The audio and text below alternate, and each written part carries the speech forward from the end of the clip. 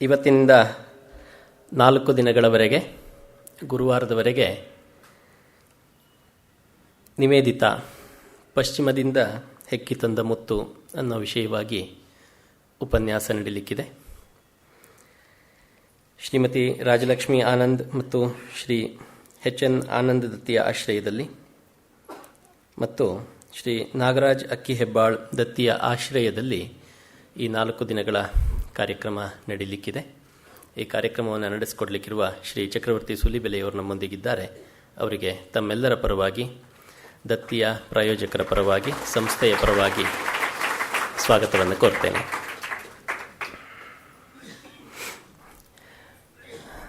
ಇವತ್ತಿನ ಈ 4 ದಿನಗಳ ಉಪನ್ಯಾಸವನ್ನು ನಡೆಸಿಕೊಡ್ಲಿಕ್ಕಿರುವವರು ಮತ್ತು ಉಪನ್ಯಾಸದ ವಿಷಯ ಇದು ಎರಡು ಏನು ಅಂತ ಹೇಳಿದರೆ ಸಾಕು ಅಂತ ಅಂದ್ಕೊಳ್ತೀನಿ.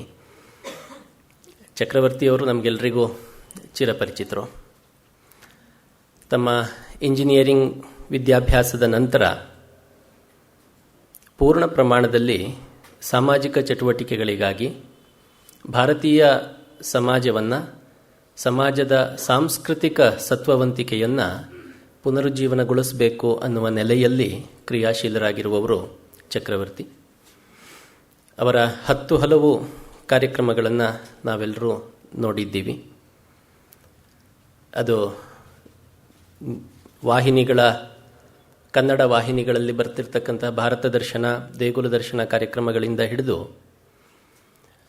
ಜಾಗೋ ಭಾರತ್ ಕಾರ್ಯಕ್ರಮ ಸರಣಿಯಿಂದ ಹಿಡಿದು ಇದೀಗ ಅವರು ನಡೆಸಿಕೊಂಡು ಬರ್ತಾ ಇರುವ ಅನೇಕ ಉಪನ್ಯಾಸ ಮಾಲಿಕೆಗಳು ಮತ್ತು ಅದರ ಜೊತೆಯಲ್ಲಿಯೇ ಕೆರೆಗಳ ಪುನರುಜ್ಜೀವನ ಇರಬಹುದು, ಕಲ್ಯಾಣಿಗಳ ಪುನರುಜ್ಜೀವನ ಇರಬಹುದು, ದೇಗುಲಗಳ ಸ್ವಚ್ಛತಾ ಕಾರ್ಯ ಇರಬಹುದು, ಈ ರೀತಿಯ 10 ಹಲವು ಚಟುವಟಿಕೆಗಳನ್ನು ನಾವು ಹತ್ತಿರದಿಂದ ಕಂಡವರೇ ನಾವೆಲ್ಲರೂ ಇಲ್ಲಿ ಇದ್ದೀವಿ. ಈ ಹಿನ್ನೆಲೆಯಲ್ಲಿ ಚಕ್ರವರ್ತಿಯವರ ಪರಿಚಯ ನಾನಿಲ್ಲಿ ಔಪಚಾರಿಕವಾಗಿ ಹೇಳುವುದಕ್ಕಿಂತಲೂ ಹೆಚ್ಚು ಬಲ್ಲವರು ಎಲ್ಲರೂ ಇರೋದರಿಂದ ಅವರ ಸಮಯವನ್ನು ನಾನು ಹೆಚ್ಚು ತೆಗೆದುಕೊಳ್ಳೋದಕ್ಕೆ ಇಷ್ಟಪಡಲ್ಲ. 1-2 ನಿಮಿಷಗಳು ಹೆಚ್ಚು ಅವರಿಗೆ ಸಿಕ್ಕರೆ ನಾವು ನಿವೇದಿತಾ ಅವರನ್ನು ಕುರಿತು, ನಿವೇದಿತಾ ಅವರನ್ನು ಪ್ರಭಾವಿಸಿದ ವಿವೇಕಾನಂದರನ್ನು ಕುರಿತು ಮತ್ತು ಇನ್ನೊಂದು ಮಹತ್ವದ ಸಂಗತಿ ಏನು ಅಂತಂದರೆ, ನಿವೇದಿತಾ ಅವರ 150ನೇ ಜನ್ಮ ವರ್ಷಾಚರಣೆ ನಡೀತಾ ಇರುವ ಈ ಸಂದರ್ಭದಲ್ಲಿ ಸ್ವಾತಂತ್ರ್ಯೋತ್ತರ ಭಾರತದ 10 ಹಲವು ಕ್ಷೇತ್ರಗಳು, ಅದು ಸಾಹಿತ್ಯ ಇರಬಹುದು, ವಿಜ್ಞಾನ ಇರಬಹುದು, ಶಿಕ್ಷಣ ಇರಬಹುದು, ಅದರಲ್ಲೂ ವಿಶೇಷವಾಗಿ ಸ್ತ್ರೀ ಶಿಕ್ಷಣಕ್ಕೆ ಸಂಬಂಧಪಟ್ಟಿದ್ದಿರಬಹುದು, ಸೇವೆ ಇರಬಹುದು, ಈ 10 ಹಲವು ಕ್ಷೇತ್ರಗಳು ಸ್ವಾತಂತ್ರ್ಯೋತ್ತರ ಭಾರತದಲ್ಲಿ ಯಾವ ಮಟ್ಟದಲ್ಲಿ ಇರಬೇಕು, ಹೇಗಿರಬೇಕು ಅನ್ನೋದನ್ನು ಅದಕ್ಕೂ 40-50 ವರ್ಷಗಳ ಹಿಂದೆನೇ ಕನಸು ಕಂಡಂಥ ನಿವೇದಿತಾ ಅದಕ್ಕೋಸ್ಕರ ಆ ಸಂದರ್ಭದಲ್ಲಿ ಮಾಡಿದ ಕೆಲಸಗಳು, ಈ ಸಂಗತಿಗಳನ್ನು ಕೂಡ ನಾವು ಚಕ್ರವರ್ತಿಯವರ ಬಾಯಲ್ಲಿ ಕೇಳೋರಿದ್ದೀವಿ. ಈ ಹಿನ್ನೆಲೆಯಲ್ಲಿ ಹೆಚ್ಚು ಸಮಯವನ್ನು ನಾನು ತೆಗೆದುಕೊಳ್ಳದೆ ಮತ್ತೊಮ್ಮೆ ತಮ್ಮೆಲ್ಲರ ಪರವಾಗಿ, ದತ್ತಿಯ ಪ್ರಾಯೋಜಕರ ಪರವಾಗಿ ಚಕ್ರವರ್ತಿಯವರಿಗೆ ಹೃತ್ಪೂರ್ವಕವಾದ ಸ್ವಾಗತವನ್ನು ಕೋರ್ತೇನೆ. ಈ ಕಾರ್ಯಕ್ರಮದ ಆಯೋಜನೆಗೆ ಕಾರಣರಾಗಿರತಕ್ಕಂತಹ ಶ್ರೀಮತಿ ರಾಜಲಕ್ಷ್ಮಿ ಆನಂದ್, ಶ್ರೀ ಎಚ್.ಎನ್. ಆನಂದ್ ದತ್ತಿಯ ಪ್ರಾಯೋಜಕರಿಗೆ, ಶ್ರೀ ನಾಗರಾಜ್ ಅಕ್ಕಿ ಹೆಬ್ಬಾಳ್ ದತ್ತಿಯ ಪ್ರಾಯೋಜಕರಿಗೂ ಕೂಡ ಸಂಸ್ಥೆಯ ಪರವಾಗಿ, ತಮ್ಮೆಲ್ಲರ ಪರವಾಗಿ ಕೃತಜ್ಞತೆಗಳನ್ನು ಸಲ್ಲಿಸ್ತೇನೆ. ಈ ಸಂದರ್ಭದಲ್ಲಿ ಸಂಸ್ಥೆಯ ಪರವಾಗಿ ಹಾಗೂ ಈ 2 ದತ್ತಿಗಳ ಪರವಾಗಿ ಸಣ್ಣ ಗೌರವವನ್ನು ಚಕ್ರವರ್ತಿಯವರು ಸ್ವೀಕರಿಸಬೇಕಾಗಿ ಪ್ರಾರ್ಥಿಸ್ತೇನೆ. ಅದಾದ ನಂತರ ಅವರು ಈ ಉಪನ್ಯಾಸ ಮಾಲೆಯನ್ನು ಉಪಕ್ರಮಿಸಲಿಕ್ಕಿದ್ದಾರೆ. ತಮಗೆಲ್ಲರಿಗೂ ಮತ್ತೊಮ್ಮೆ ಸ್ವಾಗತ.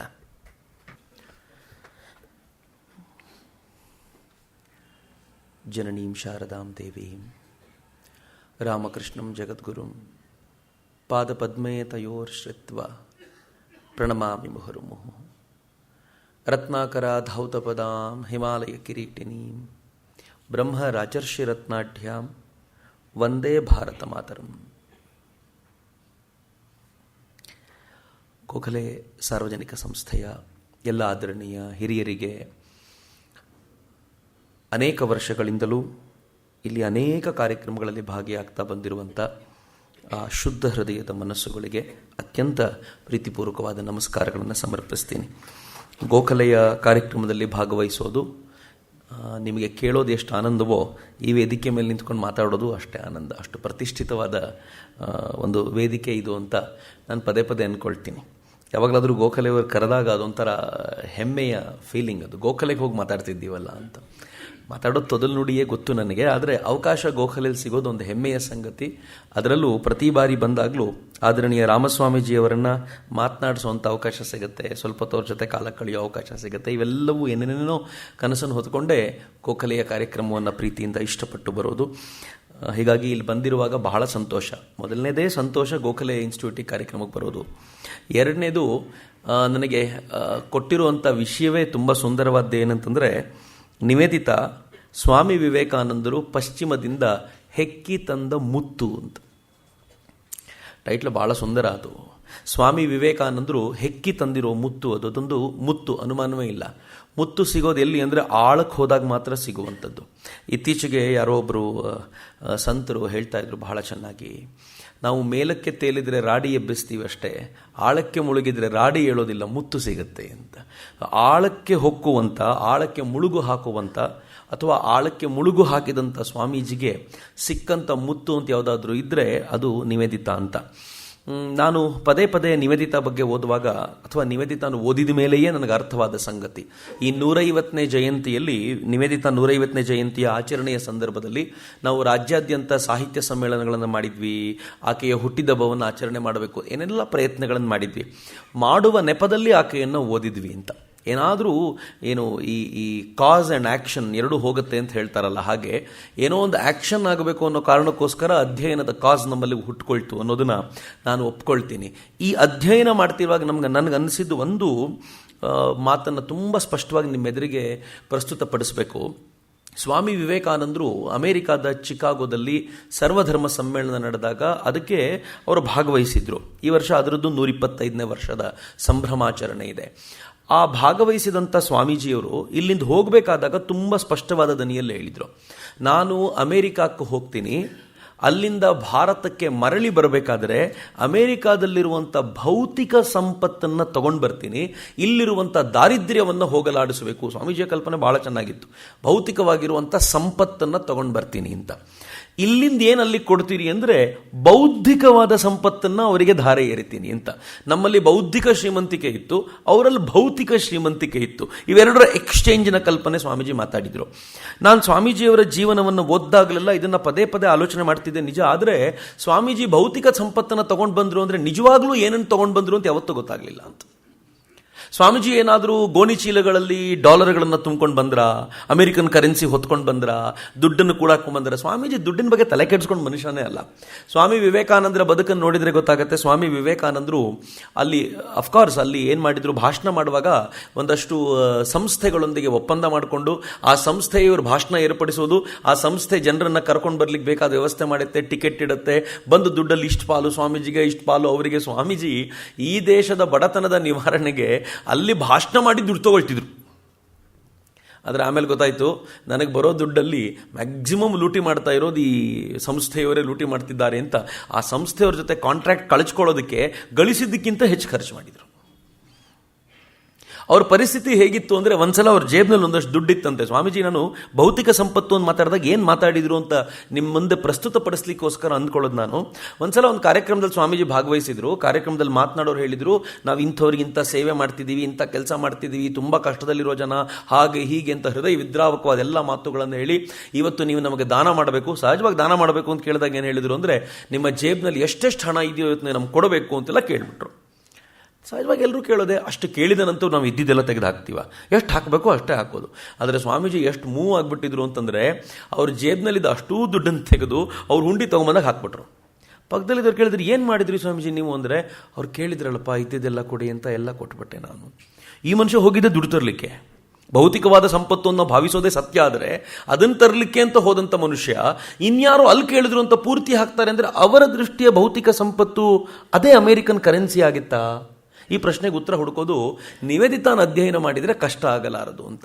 ನಿವೇದಿತಾ ನಮಗೆ ಓದಿದ ಮೇಲೆ ಅರ್ಥ ಆಗುತ್ತೆ, ಸ್ವಾಮಿ ವಿವೇಕಾನಂದರು ಹುಡುಕ್ತಾ ಇದ್ದಿದ್ದು ಭೌತಿಕವಾದ ಸಂಪತ್ತಲ್ಲ, ಅದು ನಿವೇದಿತಾ ಅಂತ ಮುತ್ತನ್ನೇ ಹುಡುಕ್ತಾ ಇದ್ರು, ಅದನ್ನೇ ಹೊತ್ಕೊಂಡು ಬಂದರು ಅಲ್ಲಿಂದ ಅಂತ. ಸ್ವಾಮಿ ವಿವೇಕಾನಂದರು ತಮ್ಮ ಇಡೀ ಪ್ರವಾಸ, ಅಮೆರಿಕ ಮತ್ತು ಯುರೋಪ್ನ ಪ್ರವಾಸದಲ್ಲಿ ಅನೇಕರನ್ನ ಶಿಷ್ಯರನ್ನಾಗಿ ಮಾಡಿಕೊಂಡ್ರು, ಕೆಲವರಿಗೆ ದೀಕ್ಷೆ ಕೊಟ್ಟು ಸನ್ಯಾಸಿಗಳನ್ನಾಗಿ ಮಾಡಿದ್ರು, ಅಲ್ಲಿ ವೇದಾಂತದ ಪ್ರಚಾರಕ್ಕಿಟ್ಟರು. ಆದರೆ ಕೆಲವರನ್ನ ಮಾತ್ರ ನೀವು ಭಾರತದ ಸೇವೆಗೆ ಬರಬೇಕು ಅಂತ ಎಳಕೊಂಡು ಬಂದ್ರಲ್ಲ, ಹಾಗೆ ಎಳಕೊಂಡು ಬಂದಿದ್ರಲ್ಲಿ ಚುಂಬಕವಾಗಿ ಅಲ್ಲಿರುವಂಥ ಕಬ್ಬಿಣವನ್ನು ಎಳಕೊಂಡು ಬಂದಿದ್ರಲ್ಲಿ ಯಾವುದಾದ್ರೂ ವಿಶೇಷವಾದ ಶಕ್ತಿ ಇರುವಂಥ, ಆಕರ್ಷಣೆಯ ಶಕ್ತಿ ಇರುವಂಥ ವ್ಯಕ್ತಿತ್ವ ಇದ್ದರೆ ಅದು ನಿವೇದಿತಾ ಅಂತ. ಸ್ವಾಮೀಜಿ ಪಶ್ಚಿಮದಿಂದ ಏನಾದರೂ ವಿಶೇಷವಾದ ಉಡುಗೊರೆಯನ್ನು ಭಾರತಕ್ಕೆ ತಗೊಂಡು ಬಂದಿದ್ರೆ ಅದು ನಿವೇದಿತೆಯ ರೂಪದಲ್ಲಿ ಬಂತು ಅಂತ. ನಿವೇದಿತಾ ತುಂಬ ಚೆನ್ನಾಗಿ ಹೇಳ್ತಾಳೆ. ಭಾರತಕ್ಕೆ ಬಂದ 2 ತಿಂಗಳಲ್ಲಿ ಸ್ವಾಮಿ ವಿವೇಕಾನಂದರು ಅವಳ ಹತ್ರ ಒಂದು ಭಾಷಣ ಮಾಡಿಸ್ತಾರೆ. Influence of India on western countries ಅಂತ ಟಾಪಿಕ್. ಪಶ್ಚಿಮದ ರಾಷ್ಟ್ರಗಳ ಮೇಲೆ ಭಾರತದ ಪ್ರಭಾವ ಏನು ಅಂತ ವಿವೇಕಾನಂದರೆಲ್ಲ ಮಾತಾಡೋದು. ಸ್ವತಃ ಪಶ್ಚಿಮದ ಹೆಣ್ಮಗಳ ಹತ್ರ ಮಾತನಾಡಿಸ್ತಾರೆ. ಆ ಪಶ್ಚಿಮದ ಹೆಣ್ಮಗಳು ಏನು ಮಾತಾಡ್ತಾಳೆ ಗೊತ್ತಾ? ಇನ್ನು ಮಾರ್ಗರೆಟ್ ನೋಬೆಲ್ ಪ್ರಾಬಬ್ಲಿ ಆಗಾಕೆ. ಅವಳು ಮಾತಾಡ್ತಾ ಹೇಳ್ತಾಳೆ, 6000 ವರ್ಷಗಳಿಂದ, ಅವಳ ಹಿಸ್ಟ್ರಿಯ ಪರಿಮಿತಿಯ ಆಧಾರದ ಮೇಲೆ ಹೇಳ್ತಾಳೆ, ಕಳೆದ 6000 ವರ್ಷಗಳಿಂದ ಎಲ್ಲ ಸವಾಲುಗಳನ್ನು ಎದುರಿಸಿ ಜಗತ್ತಿಗೆ ಬೇಕಾಗಿರುವಂಥ ಸ್ಪಿರಿಚುವಲ್ ಟ್ರೆಷರನ್ನು ಭಾರತ ಕಾಪಾಡಿಟ್ಕೊಂಡಿದೆಯಲ್ಲ, ಅದಕ್ಕೋಸ್ಕರ ಭಾರತದ ಸೇವೆಗೆ ಅಂತ ನಾನು ಬಂದಿದ್ದೀನಿ ಅಂತಾಳೆ. ಮಾತನ್ನು ಚೆನ್ನಾಗಿ ಯೋಚನೆ ಮಾಡಿ. 6000 ವರ್ಷಗಳಿಂದ ಜಗತ್ತಿಗೆ ಬೇಕಾಗಿರುವ ಸ್ಪಿರಿಚುವಲ್ ಟ್ರೆಷರ್ನ ಎಲ್ಲ ಆರ್ಡ್ಸ್ಗಳ ನಡುವೆ, ಎಲ್ಲ ಎದುರು ಬಿದ್ದವ ಎಲ್ಲರ ಮುಂದೆಯೂ ಕೂಡ ನಿಂತ್ಕೊಂಡು ಅದನ್ನು ಕಾಪಾಡ್ಕೊಂಡು ಬಂದಿದ್ದೀರಲ್ಲ ನಮ್ಮೆಲ್ಲರಿಗೋಸ್ಕರ, ಅದಕ್ಕೋಸ್ಕರ ನಿಮ್ಮ ಸೇವೆಗೆ ಅಂತ ಬಂದಿದ್ದೀನಿ ಅಂತ ಹೇಳಿ ಏನು ಹೇಳ್ತಾಳೆ ಗೊತ್ತಾ? ನೆಕ್ಸ್ಟು, ಅಕಸ್ಮಾತ್ ನಾನಿನ್ನೂ ಚಿಕ್ಕ ಮಗು, ಇನ್ನೂ ಕಲಿತಾ ಇದ್ದೀನಿ, ಇದನ್ನೆಲ್ಲ ಕಲಿಯುವಾಗ ಸ್ವಲ್ಪ ಎಡವಿದರೆ ನೀವು ಇವತ್ತು ಕೊಟ್ರಲ್ಲ ನನಗೆ ವೆಲ್ಕಮ್, ಸ್ವಾಗತ ಕೊಟ್ರಲ್ಲ, ಇದನ್ನು ನೆನಪಿಸ್ಕೊಂಡು ಮತ್ತೆ ತಿದ್ದಿ ಎದ್ದು ನಡೆಯುವಂಥ ಪ್ರಯತ್ನವನ್ನು ನಾನು ಮಾಡ್ತೀನಿ ಅಂತ ಮೊದಲನೇ ಭಾಷಣದಲ್ಲಿ ನಮಗೆಲ್ಲ ಮನಸ್ಸಿಗೆ ಮುಟ್ಟುವಂತೆ ಮಾತಾಡಿದವಳು ಮಾರ್ಗರೆಟ್ ನೋಬೆಲ್. ನನಗೆ ಅವಳ 4 ದಿನದ ಈ ವಿಚಾರವನ್ನು ಹೇಗೆ ಪ್ರೊಡ್ಯೂಸ್ ಮಾಡಬೇಕು ಅಥವಾ ಹೇಗೆ ನಿಮ್ಮ ಮುಂದೆ ಇಡಬೇಕು ಅನ್ನೋದು ದೊಡ್ಡ ಸವಾಲು. ಅವಳ ಜೀವನ ತುಂಬ ಸರಳವಾದ್ದೇನಲ್ಲ, ಅದು ಎಷ್ಟು ಒಳಕೋವೆಗಳನ್ನು ಹೊಂದಿಕೊಂಡಿದೆ ಅಂತಂದರೆ ಅದನ್ನು ಹೋಗಿ ನೋಡ್ಕೊಂಡು ಬರೋದು, ಅದನ್ನು ಮುಟ್ಟೋದು ಸುಲಭವಾದ ಸಂಗತಿ ಅಲ್ಲ. ಆದರೆ ನಾನು ಒಂದು 3-4 ಆಲೋಚನೆ ಅಂತೂ ಇಟ್ಕೊಂಡಿದ್ದೀನಿ. ನಿವೇದಿತಾಳ ಬದುಕಿನಲ್ಲಿದ್ದಂಥ 2 ಪ್ರಮುಖವಾದ ಘಟ್ಟಗಳನ್ನು ನಾನು ಡಿವೈಡ್ ಮಾಡಿ ನೋಡಿದರೆ, ಒಂದು ಆಕೆಯಲ್ಲಿರುವಂಥ ಧಾರ್ಮಿಕ ಪ್ರವೃತ್ತಿ, 2ನೇದು ರಾಷ್ಟ್ರೀಯ ಚಿಂತನೆಗಳು. ಇವೆರಡೂ ಸಮಸಮಕ್ಕೆ ಸೇರಿಕೊಂಡಿದ್ದಂಥ ಬದುಕು ಅವಳದ್ದು. ನಾನು ಇವೆರಡನ್ನೂ ಪ್ರಸ್ತುತಪಡಿಸಬೇಕು ಅಂತ ಆಲೋಚನೆ ಮಾಡಿದ್ದೀನಿ. ಇದ್ರ ಜೊತೆಗೆ ಸೇವಾ ಮನೋಭಾವ ಇತ್ತಲ್ಲ, ಯಾವ ಸೇವಾ ಮನೋಭಾವ ಕ್ರಿಶ್ಚಿಯನ್ರಿಗೆ ಸಹಜವಾಗಿ ಇರಬೇಕು ಅಂತ ಅಂದ್ಕೊಳ್ತೀವೋ ನಾವು, ಆ ಸೇವಾ ಮನೋಭಾವ ಅವಳಲ್ಲಿ ಹಿಂದುತ್ವವನ್ನು ಅಕ್ಸೆಪ್ಟ್ ಮಾಡ್ಕೊಂಡ ನಂತರ ಪರಿಪೂರ್ಣ ರೂಪಕ್ಕೆ ಏನು ಕಂಡುಕೊಳ್ತಲ್ಲ, ಆ ಸೇವಾ ಮನೋಭಾವವನ್ನು ಪ್ರಸ್ತುತಪಡಿಸೋದು ನನ್ನ ಗುರಿ ಅಷ್ಟೇ. ಅಲ್ಲಿಗೆ ನಿವೇದಿತಾ ನಿಮ್ಮ ಮುಂದೆ ಇಟ್ಟಂತಾಗತ್ತೆ ಅಂತ ನಾನು ಭಾವಿಸ್ತೀನಿ. ನಿವೇದಿತಾ ಒಂಥರ ಅಂತರ್ಮುಖಿ ವ್ಯಕ್ತಿತ್ವ. ಮಾರ್ಗರೆಟ್ ನೋಬೆಲ್ ಅನ್ನುವಂಥ ಮಗುವೇ ಚಿಕ್ಕಂದಿನಿಂದಲೂ ಅಂತರ್ಮುಖಿಯಾಗಿ ಬೆಳೆದಂಥವಳು. ನಾನು ಅವಳ ಬದುಕನ್ನು ಸ್ವಲ್ಪ ಹೊಕ್ಕಿ ನೋಡಿದ್ರೆ ನಿಮ್ಗೆ ಗೊತ್ತಾಗುತ್ತೆ. ಅವರ ತಾತ ಫ್ರೀಡಮ್ ಫೈಟರ್ ಆಗಿದ್ದವರು. ಬರೀ ಫ್ರೀಡಮ್ ಫೈಟರ್ ಅಲ್ಲ, ಐರಿಷ್ ಫ್ರೀಡಮ್ಗೋಸ್ಕರ ಹೋರಾಟ ಮಾಡಿದವರಷ್ಟೇ ಅಲ್ಲ, ಅವರ ತಾತ ಅಲ್ಲಿನ ಚರ್ಚ್ನಲ್ಲಿ, ಪ್ರೆಸ್ಬಿಟೇರಿಯನ್ ಚರ್ಚ್ನಲ್ಲಿ ಮಿನಿಸ್ಟರ್ ಆಗಿದ್ದಂಥವ್ರು. ಚರ್ಚಿನ ಹೈರಾರ್ಕಿಯಲ್ಲಿ ಅವ್ರಿಗೂ ಒಂದು ಪೊಸಿಷನ್ ಇತ್ತು. ಹೀಗಾಗಿ ಧಾರ್ಮಿಕ ವ್ಯಕ್ತಿತ್ವ ಮತ್ತು ರಾಷ್ಟ್ರೀಯತೆ ಇವೆರಡರ ಮಿಕ್ಸ್ಚರು ನಿವೇದಿತಾಳ ಬದುಕಿನಲ್ಲಿ ಅವಳಿಗೋಸ್ಕರ ಬಂದಿದ್ದಲ್ಲ, ಅದು ಅವಳ ಪರಂಪರೆಯಾಗೇ ಬಂದಿರುವಂಥದ್ದು. ನಿವೇದಿತಾಳ ತಾತನಿಂದ ಅವಳಿಗೆ ಬಂದ ಬಳುವಳಿ ಇದಾದರೆ, ಅವಳು ತನ್ನ ತಂದೆ ಮತ್ತು ತಾಯಿಯರ ವ್ಯಕ್ತಿತ್ವದಿಂದ ಗಳಿಸಿಕೊಂಡದ್ದು ತಾನು ತನ್ನೊಳಗೆ ತಾನಿರಬೇಕು, ಯಾರನ್ನೂ ಯಾವತ್ತೂ ಬೇಡಬಾರದು ಅನ್ನುವಂಥ ಗುಣವನ್ನು ಅಂತ. ಆ ಚಿಕ್ಕ ಹುಡುಗಿ ಮಾರ್ಗರೆಟ್ ನೋಬೆಲ್, ಅವಳ ತಂದೆ ಮತ್ತು ತಾಯಿ ತುಂಬ ಬಡತನದಲ್ಲಿದ್ದವರು. ತಂದೆ ಒಳ್ಳೆ ಕೆಲಸ ಇತ್ತು, ಆದರೆ ತಾನು ಕ್ರಿಶ್ಚಿಯನ್ ಪ್ರೀಸ್ಟ್ ಆಗಬೇಕು ಅಂತ, ಚರ್ಚ್ನಲ್ಲಿ ಪ್ರೀಸ್ಟ್ ಆಗಬೇಕು ಅಂತ ಆತ ಎಲ್ಲವನ್ನು ಬಿಟ್ಟು ಪ್ರೀಸ್ಟ್ ಆಗಿಬಿಟ್ಟ. ಪ್ರೀಸ್ಟ್ ಆಗಿ ಆತ ಮಾಡ್ತಿದ್ದ ಕೆಲಸ ಊರಿನಿಂದ ಊರಿಗೆ ಹೋಗಿ ಮತದ ಪ್ರಚಾರ ಮಾಡೋದು, ಮತದ ವಿಚಾರಗಳನ್ನು ಹರಡಿಸೋದು. ಈ ಪುಟ್ಟ ಮಗು ತನ್ನ ಬಹುತೇಕ ಸಮಯವನ್ನು ಅಜ್ಜಿಯ ಮನೆಯಲ್ಲಿ ಕಳಿತಿದ್ದವಳು, ತನ್ನ ತಂದೆ ಪ್ರೀಸ್ಟ್ ಆಗಿ ಮತ್ತೊಂದು ಯಾವುದೋ ಹಳ್ಳಿಗೆ ಹೋಗಬೇಕಾಗಿ ಬಂತು, ಅಲ್ಲೊಂದು ಮನೆ ಇದೆ ಅಂತ ಗೊತ್ತಾದಾಗ ತಂದೆ ತಾಯಿಯರ ಜೊತೆ ಹೋಗ್ತಾಳೆ. ಹೋದಂಥ ಮಗು ತಂದೆಯ ಜೊತೆ, ತಂದೆ ಎಲ್ಲೆಲ್ಲಿ ಮತಪ್ರಚಾರಕ್ಕೆ ಹೋಗ್ತಾರೋ ಅಲ್ಲೆಲ್ಲ ಹೋಗ್ತಾ ಇದ್ಲು. ಮತಪ್ರಚಾರದ ತಂದೆಯ ಪರಿಯನ್ನ, ತಂದೆ ಕನ್ವಿನ್ಸ್ ಮಾಡುವಂಥ ರೀತಿಯನ್ನ, ಇತರರನ್ನ ತನ್ನ ಮತಕ್ಕೆ ಕರೆದುಕೊಂಡು ಬರುವಂಥ ರೀತಿಯನ್ನು ಸೂಕ್ಷ್ಮವಾಗಿ ಗಮನಿಸ್ತಿದ್ಲು ಅಂತ. ಈ ಕ್ರಿಶ್ಚಿಯನ್ರಿಗೆ, ಸ್ಪೆಷಲಿ ಪ್ರೊಟೆಸ್ಟೆಂಟ್ಸ್ಗೆ ಇದೊಂದು ವಿಶೇಷವಾದ ಶಕ್ತಿ ಇದೆ. ಅವರು ನಿಮ್ಮನ್ನು ಒಲಿಸಿ ಹೇಗಾದರೂ ಮಾಡಿ ನಿಮ್ಮನ್ನು ಕರ್ಕೊಂಡು ಬರುವಂಥ ಸಾಮರ್ಥ್ಯವನ್ನು ಇಟ್ಕೊಂಡಿದ್ದಾರೆ ಅಂತ, ತಮ್ಮ ಪಂಥಕ್ಕೆ ಎಳ್ಕೊಂಡು ಬರುವಂಥ ಸಾಮರ್ಥ್ಯವನ್ನು ಇಟ್ಕೊಂಡಿದ್ದಾರೆ. ಅಫ್ಕೋರ್ಸ್ ಇವತ್ತು ಡಿಸೆಂಬರ್ 25 ಯೇಸು ಕ್ರಿಸ್ತನ ಹಬ್ಬವನ್ನು, ಹುಟ್ಟಿದ ಹಬ್ಬವನ್ನು ಆಚರಣೆ ಮಾಡ್ತಾರೆ, ಕ್ರಿಸ್ಮಸ್ ಅನ್ನು ಆಚರಣೆ ಮಾಡ್ತಾರೆ. But anyway fine. ಆದರೆ ಅವತ್ತಿನ ದಿನವೇ ನಾನು ಹೇಳಬೇಕು, ಪ್ರೊಟೆಸ್ಟೆಂಟ್ರು ಎಷ್ಟು ಬುದ್ಧಿವಂತರು ಅಂತಂದರೆ ಅವರು ಯಾರನ್ನು ಬೇಕಿದ್ರೂ ತಮ್ಮ ಕಡೆ ಎಳೆದುಕೊಂಡು ಬರುವಂಥ ಸಾಮರ್ಥ್ಯ ಇದ್ದಂಥವ್ರು. ಇಂಥವರ ಮಗಳಾಗಿ ಆಕೆ ಸೂಕ್ಷ್ಮವಾಗಿ ಗಮನಿಸಿ ಅವಳಿಗೆ ಸಹಜವಾಗಿ ಅದೊಂದು ವಕ್ತೃತ್ವ ಸಿದ್ಧಿಸಿತು.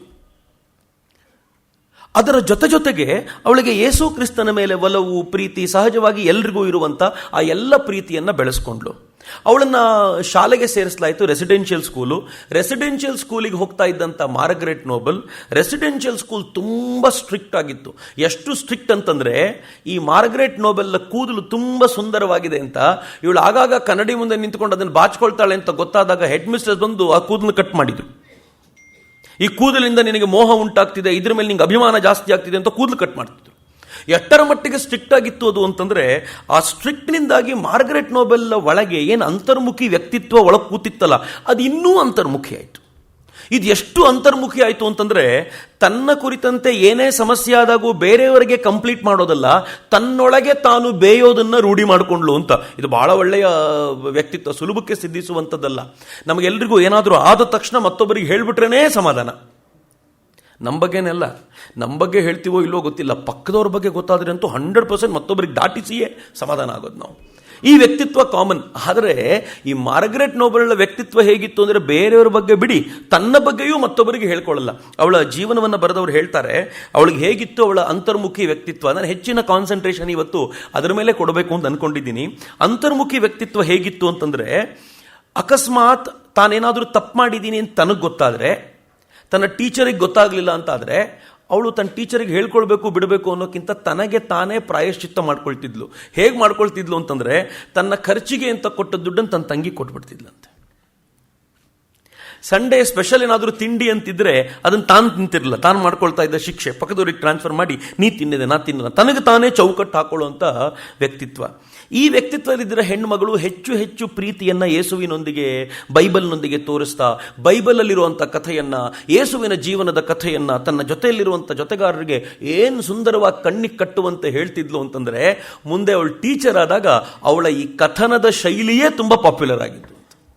ಪುಟ್ಟ ಪುಟ್ಟ ಮಕ್ಕಳನ್ನು ಕೂರಿಸ್ಕೊಂಡು ಮಾರ್ಗರೆಟ್ ನೋಬೆಲ್ ಮುಂದೆ ಕಲ್ಕತ್ತಾದ ಓಣಿಗಳಲ್ಲಿ ಕ್ಲಾಸ್ ಮಾಡಬೇಕಾದಾಗ, ಆ ಕ್ಲಾಸ್ನಲ್ಲಿ ಅವಳು ಕಥೆಗಳನ್ನು ಹೇಳೋದನ್ನು ಮಕ್ಕಳು ಕೇಳಲಿಕ್ಕೆ ಕಾತರದಿಂದ ಬಾಯಿ ಕಳ್ಕೊಂಡು ಕೂತಿರ್ತಿದ್ರಲ್ಲ, ಅದ್ರ ಹಿಂದೆ ಇದ್ದ ಶಕ್ತಿ ಇದು. ಚಿಕ್ಕಂದಿಂದಲೂ ಅದೊಂದು ಅದ್ಭುತವಾದ ವ್ಯಕ್ತಿತ್ವ ಅವಳದ್ದು. ಹೀಗಿದ್ದ ಮಾರ್ಗರೆಟ್ ನೋಬೆಲ್ಗೆ ಆ ಹೊತ್ತಿನಲ್ಲೇ ಸಣ್ಣದೊಂದಷ್ಟು ಅನುಮಾನಗಳು ಶುರುವಾಯಿತು. ಬೈಬಲ್ನ ಓದ್ತಾ ಓದ್ತಾ ಓದ್ತಾ ಅವಳಿಗೆ ಅನ್ನಿಸ್ತು, ಮನುಷ್ಯನ ಎಲ್ಲ ದುಃಖ, ಎಲ್ಲ ಸಂತೋಷ ಇವೆಲ್ಲವೂ ಸಾವಿನೊಂದಿಗೆ ಮುಗ್ದೇ ಹೋಗ್ಬಿಡುತ್ತಾ ಅಂತ. ಯೋಚನೆ ಮಾಡಿ, ಎಷ್ಟು ಸುಂದರವಾದ ಪ್ರಶ್ನೆ. ಉಪನಿಷತ್ತುಗಳು ಕೇಳಬಹುದಾಗಿರುವಂಥ ಪ್ರಶ್ನೆ ಅಥವಾ ಕೇಳಿರುವ ಪ್ರಶ್ನೆಯನ್ನು ಆ ಮಗು ತನ್ನ ಸ್ಕೂಲ್ ಮಟ್ಟದಲ್ಲಿ ಕೇಳ್ಕೊಳ್ತು. ಎಲ್ಲದರ ಎಂಡು ಸಾವೇನಾ? ಜಗತ್ತಿನ ಅನೇಕ ಮತಗಳು ಉತ್ತರಿಸೋದಕ್ಕೆ ಸೋತು ಹೋಗೋದೇ ಇಲ್ಲಿ. ಎಲ್ಲದಕ್ಕೆ ಎಂಡು ಸಾವೇ ಅನ್ನೋದಾದರೆ ಆತ್ಮಹತ್ಯೆಗಿಂತ ಬೆಸ್ಟ್ ಆನ್ಸರ್ ಜಗತ್ತಿನಲ್ಲಿ ಮತ್ತೊಂದಿಲ್ಲ. ಇಲ್ಲಿಗೆ ಎಲ್ಲವೂ ಎಂಡ್ ಆಗುತ್ತೆ ಅನ್ನೋದಾದ್ರೆ ಆತ್ಮಹತ್ಯೆ ಮಾಡಿಕೊಂಡು ಎಲ್ಲ ದುಃಖಗಳಿಂದ ಪಾರಾಗಿರಬೇಕು, ಅಥವಾ ಎಲ್ಲ ಸುಖಗಳನ್ನು ತ್ಯಾಗ ಮಾಡ್ಲಿಕ್ಕೆ ಸಿದ್ಧನಾಗ್ಬಿಟ್ಟು ಹೋಗ್ಬಿಟ್ಟಿದ್ದಾನೆ ಅಂತ ಆಗಬೇಕು. ಆದರೆ ಅಲ್ಲಿಗಲ್ಲ, ಅಲ್ಲಿಗೆ ಕ್ವೆಶ್ಚನ್ ಶುರುವಾಗುತ್ತೆ. ಅವಳಿಗೆ ಚೆನ್ನಾಗಿ ಗೊತ್ತಾಯ್ತು. ಅವಳು ಆ ವಯಸ್ಸಿನಲ್ಲಿ ಅನ್ಕೊಂಡ್ಲು ಎಲ್ಲದಕ್ಕೂ ಇದೇ ಕೊನೆಯ. ಹಂಗ ಅನ್ಕೊಂಡು ಅವಳು ಯೋಚನೆ ಮಾಡಿದ್ಲು, ಯಾವುದು ಉಪನಿಷತ್ತಿನ ಪ್ರಶ್ನೆಯೋ ಅದವಳಿಗೆ ಬಾಲ್ಯದಲ್ಲಿ ಇತ್ತು. ಏನು ಪ್ರಶ್ನೆ ಗೊತ್ತಾ? ಎಲ್ಲದರ ಮೂಲ ಯಾವುದಾಗಿದ್ರೆ, ನಾನು ಹುಟ್ಟೋಕ್ಕಿಂತ ಮುಂಚೆ ಎಲ್ಲಿರ್ಬೋದು, ನಾನು ಹುಟ್ಟೋಕ್ಕಿಂತ ಮುಂಚೆ ಅಂತ ಆಲೋಚನೆ ಮಾಡ್ತೀನಲ್ಲ, ಈ ಸೃಷ್ಟಿ ಹುಟ್ಟೋಕ್ಕಿಂತ ಮುಂಚೆ ಹೇಗಿದ್ದಿರ್ಬೋದು? ಈ ಮೂಲದ ಪ್ರಶ್ನೆ ಹುಡುಕ್ತಾ ಅವಳೇನು ಮಾಡಿದ್ಲು, ತನ್ನ ಬೈಬಲನ್ನು ತೆಗೆದು ಬೈಬಲ್ನಲ್ಲಿ ಮೂಲದ ಕುರಿತಂತೆ, ಸಾವಿನ ನಂತರದ ಕುರಿತಂತೆ ಏನಾದರೂ ಇದೆಯಾ ಅಂತ ಹುಡುಕಿದ್ರೆ ಏನೂ ಸಿಗ್ತಿರ್ಲಿಲ್ಲ. ಮತ್ತು ಸಿಕ್ಕಿದ್ರಲ್ಲಿ ಬಹುತೇಕ ಅವಳು ಓದ್ತಾ ಇರೋ ಸೈನ್ಸ್ಗೆ ಹೊಂದಾಣಿಕೆ ಆಗ್ತಿರ್ಲಿಲ್ಲ. ಆ ಹುಡುಗಿ ಬೈಬಲ್ ತೆಗೆದು ಬಿಸಾಕಿದ್ಲಂತೆ, ಸೈನ್ಸ್ ಪುಸ್ತಕ ಓದಲಿಕ್ಕೆ ಶುರು ಮಾಡಿದ್ಲಂತೆ. ಅವಳು ಹೇಳ್ತಾಳೆ, ನನಗೆ ಬೈಬಲ್ಗಿಂತ ಸೈನ್ಸ್ ಆಕರ್ಷಕವಾಗಿ ಕಾಣಲಿಕ್ಕೆ ಶುರುವಾಗಿದ್ದು ಆ ಹೊತ್ತಿನಲ್ಲಿ ಅಂತ. ಅವ್ರು ಯಾವ ಹೆಡ್ ಮಿಸ್ಟ್ರೆಸ್ ತುಂಬ ಸ್ಟ್ರಿಕ್ಟ್ ಇದ್ರೋ ಅವರು ಶಾಲೆ ಬಿಟ್ಟು ಹೋಗಿ ಇನ್ನೊಬ್ಬರು ಬಂದರು ಅಲ್ಲಿಗೆ. ಇನ್ನೊಬ್ಬರು ಬಂದ ಹೆಡ್ ಮಿಸ್ಟ್ರೆಸ್ ಏನು ಮಾಡಿದ್ರು, ಅವರು ಈಕೆಗೆ ಲಿಟ್ರೇಚರ್ ಮೇಲೆ ಆಸಕ್ತಿ ಹುಟ್ಟುವಂತೆ ಮಾಡಿದ್ರು. ಬೇರೆ ಬೇರೆ ಸಾಹಿತ್ಯವನ್ನು ಓದ್ಲಿಕ್ಕೆ ಶುರು ಮಾಡಿದ್ಲು. ಯಾವಾಗ ಬೇರೆ ಬೇರೆ ಸಾಹಿತ್ಯವನ್ನು ಮಾರ್ಗರೇಟ್ ಓದ್ಲಿಕ್ಕೆ ಶುರು ಮಾಡಿದ್ಲೋ ಆಗ ಅವಳಿಗೆ ಕಂಪ್ಯಾರಿಟಿವ್ ರಿಲಿಜನ್ ಗೊತ್ತಾಗ್ಲಿಕ್ಕೆ ಶುರುವಾಯಿತು. 20ನೇ ವಯಸ್ಸಿನ ವೇಳೆಗೆ ಮಾರ್ಗರೆಟ್ ನೋಬೆಲ್ ಒಬ್ಬ ಪ್ರೊಟೆಸ್ಟೆಂಟ್ ಕ್ರಿಶ್ಚಿಯನ್ ಆಗಿದ್ದ ಮಾರ್ಗರೆಟ್ ನೋಬೆಲ್ ಬುದ್ಧನ ಬಗ್ಗೆ ಅಧ್ಯಯನ ಮಾಡಿಯಾಗಿತ್ತು, ಸಾಕ್ರೆಟೀಸ್ನ ಬಗ್ಗೆ ಅಧ್ಯಯನ ಮಾಡಿಯಾಗಿತ್ತು.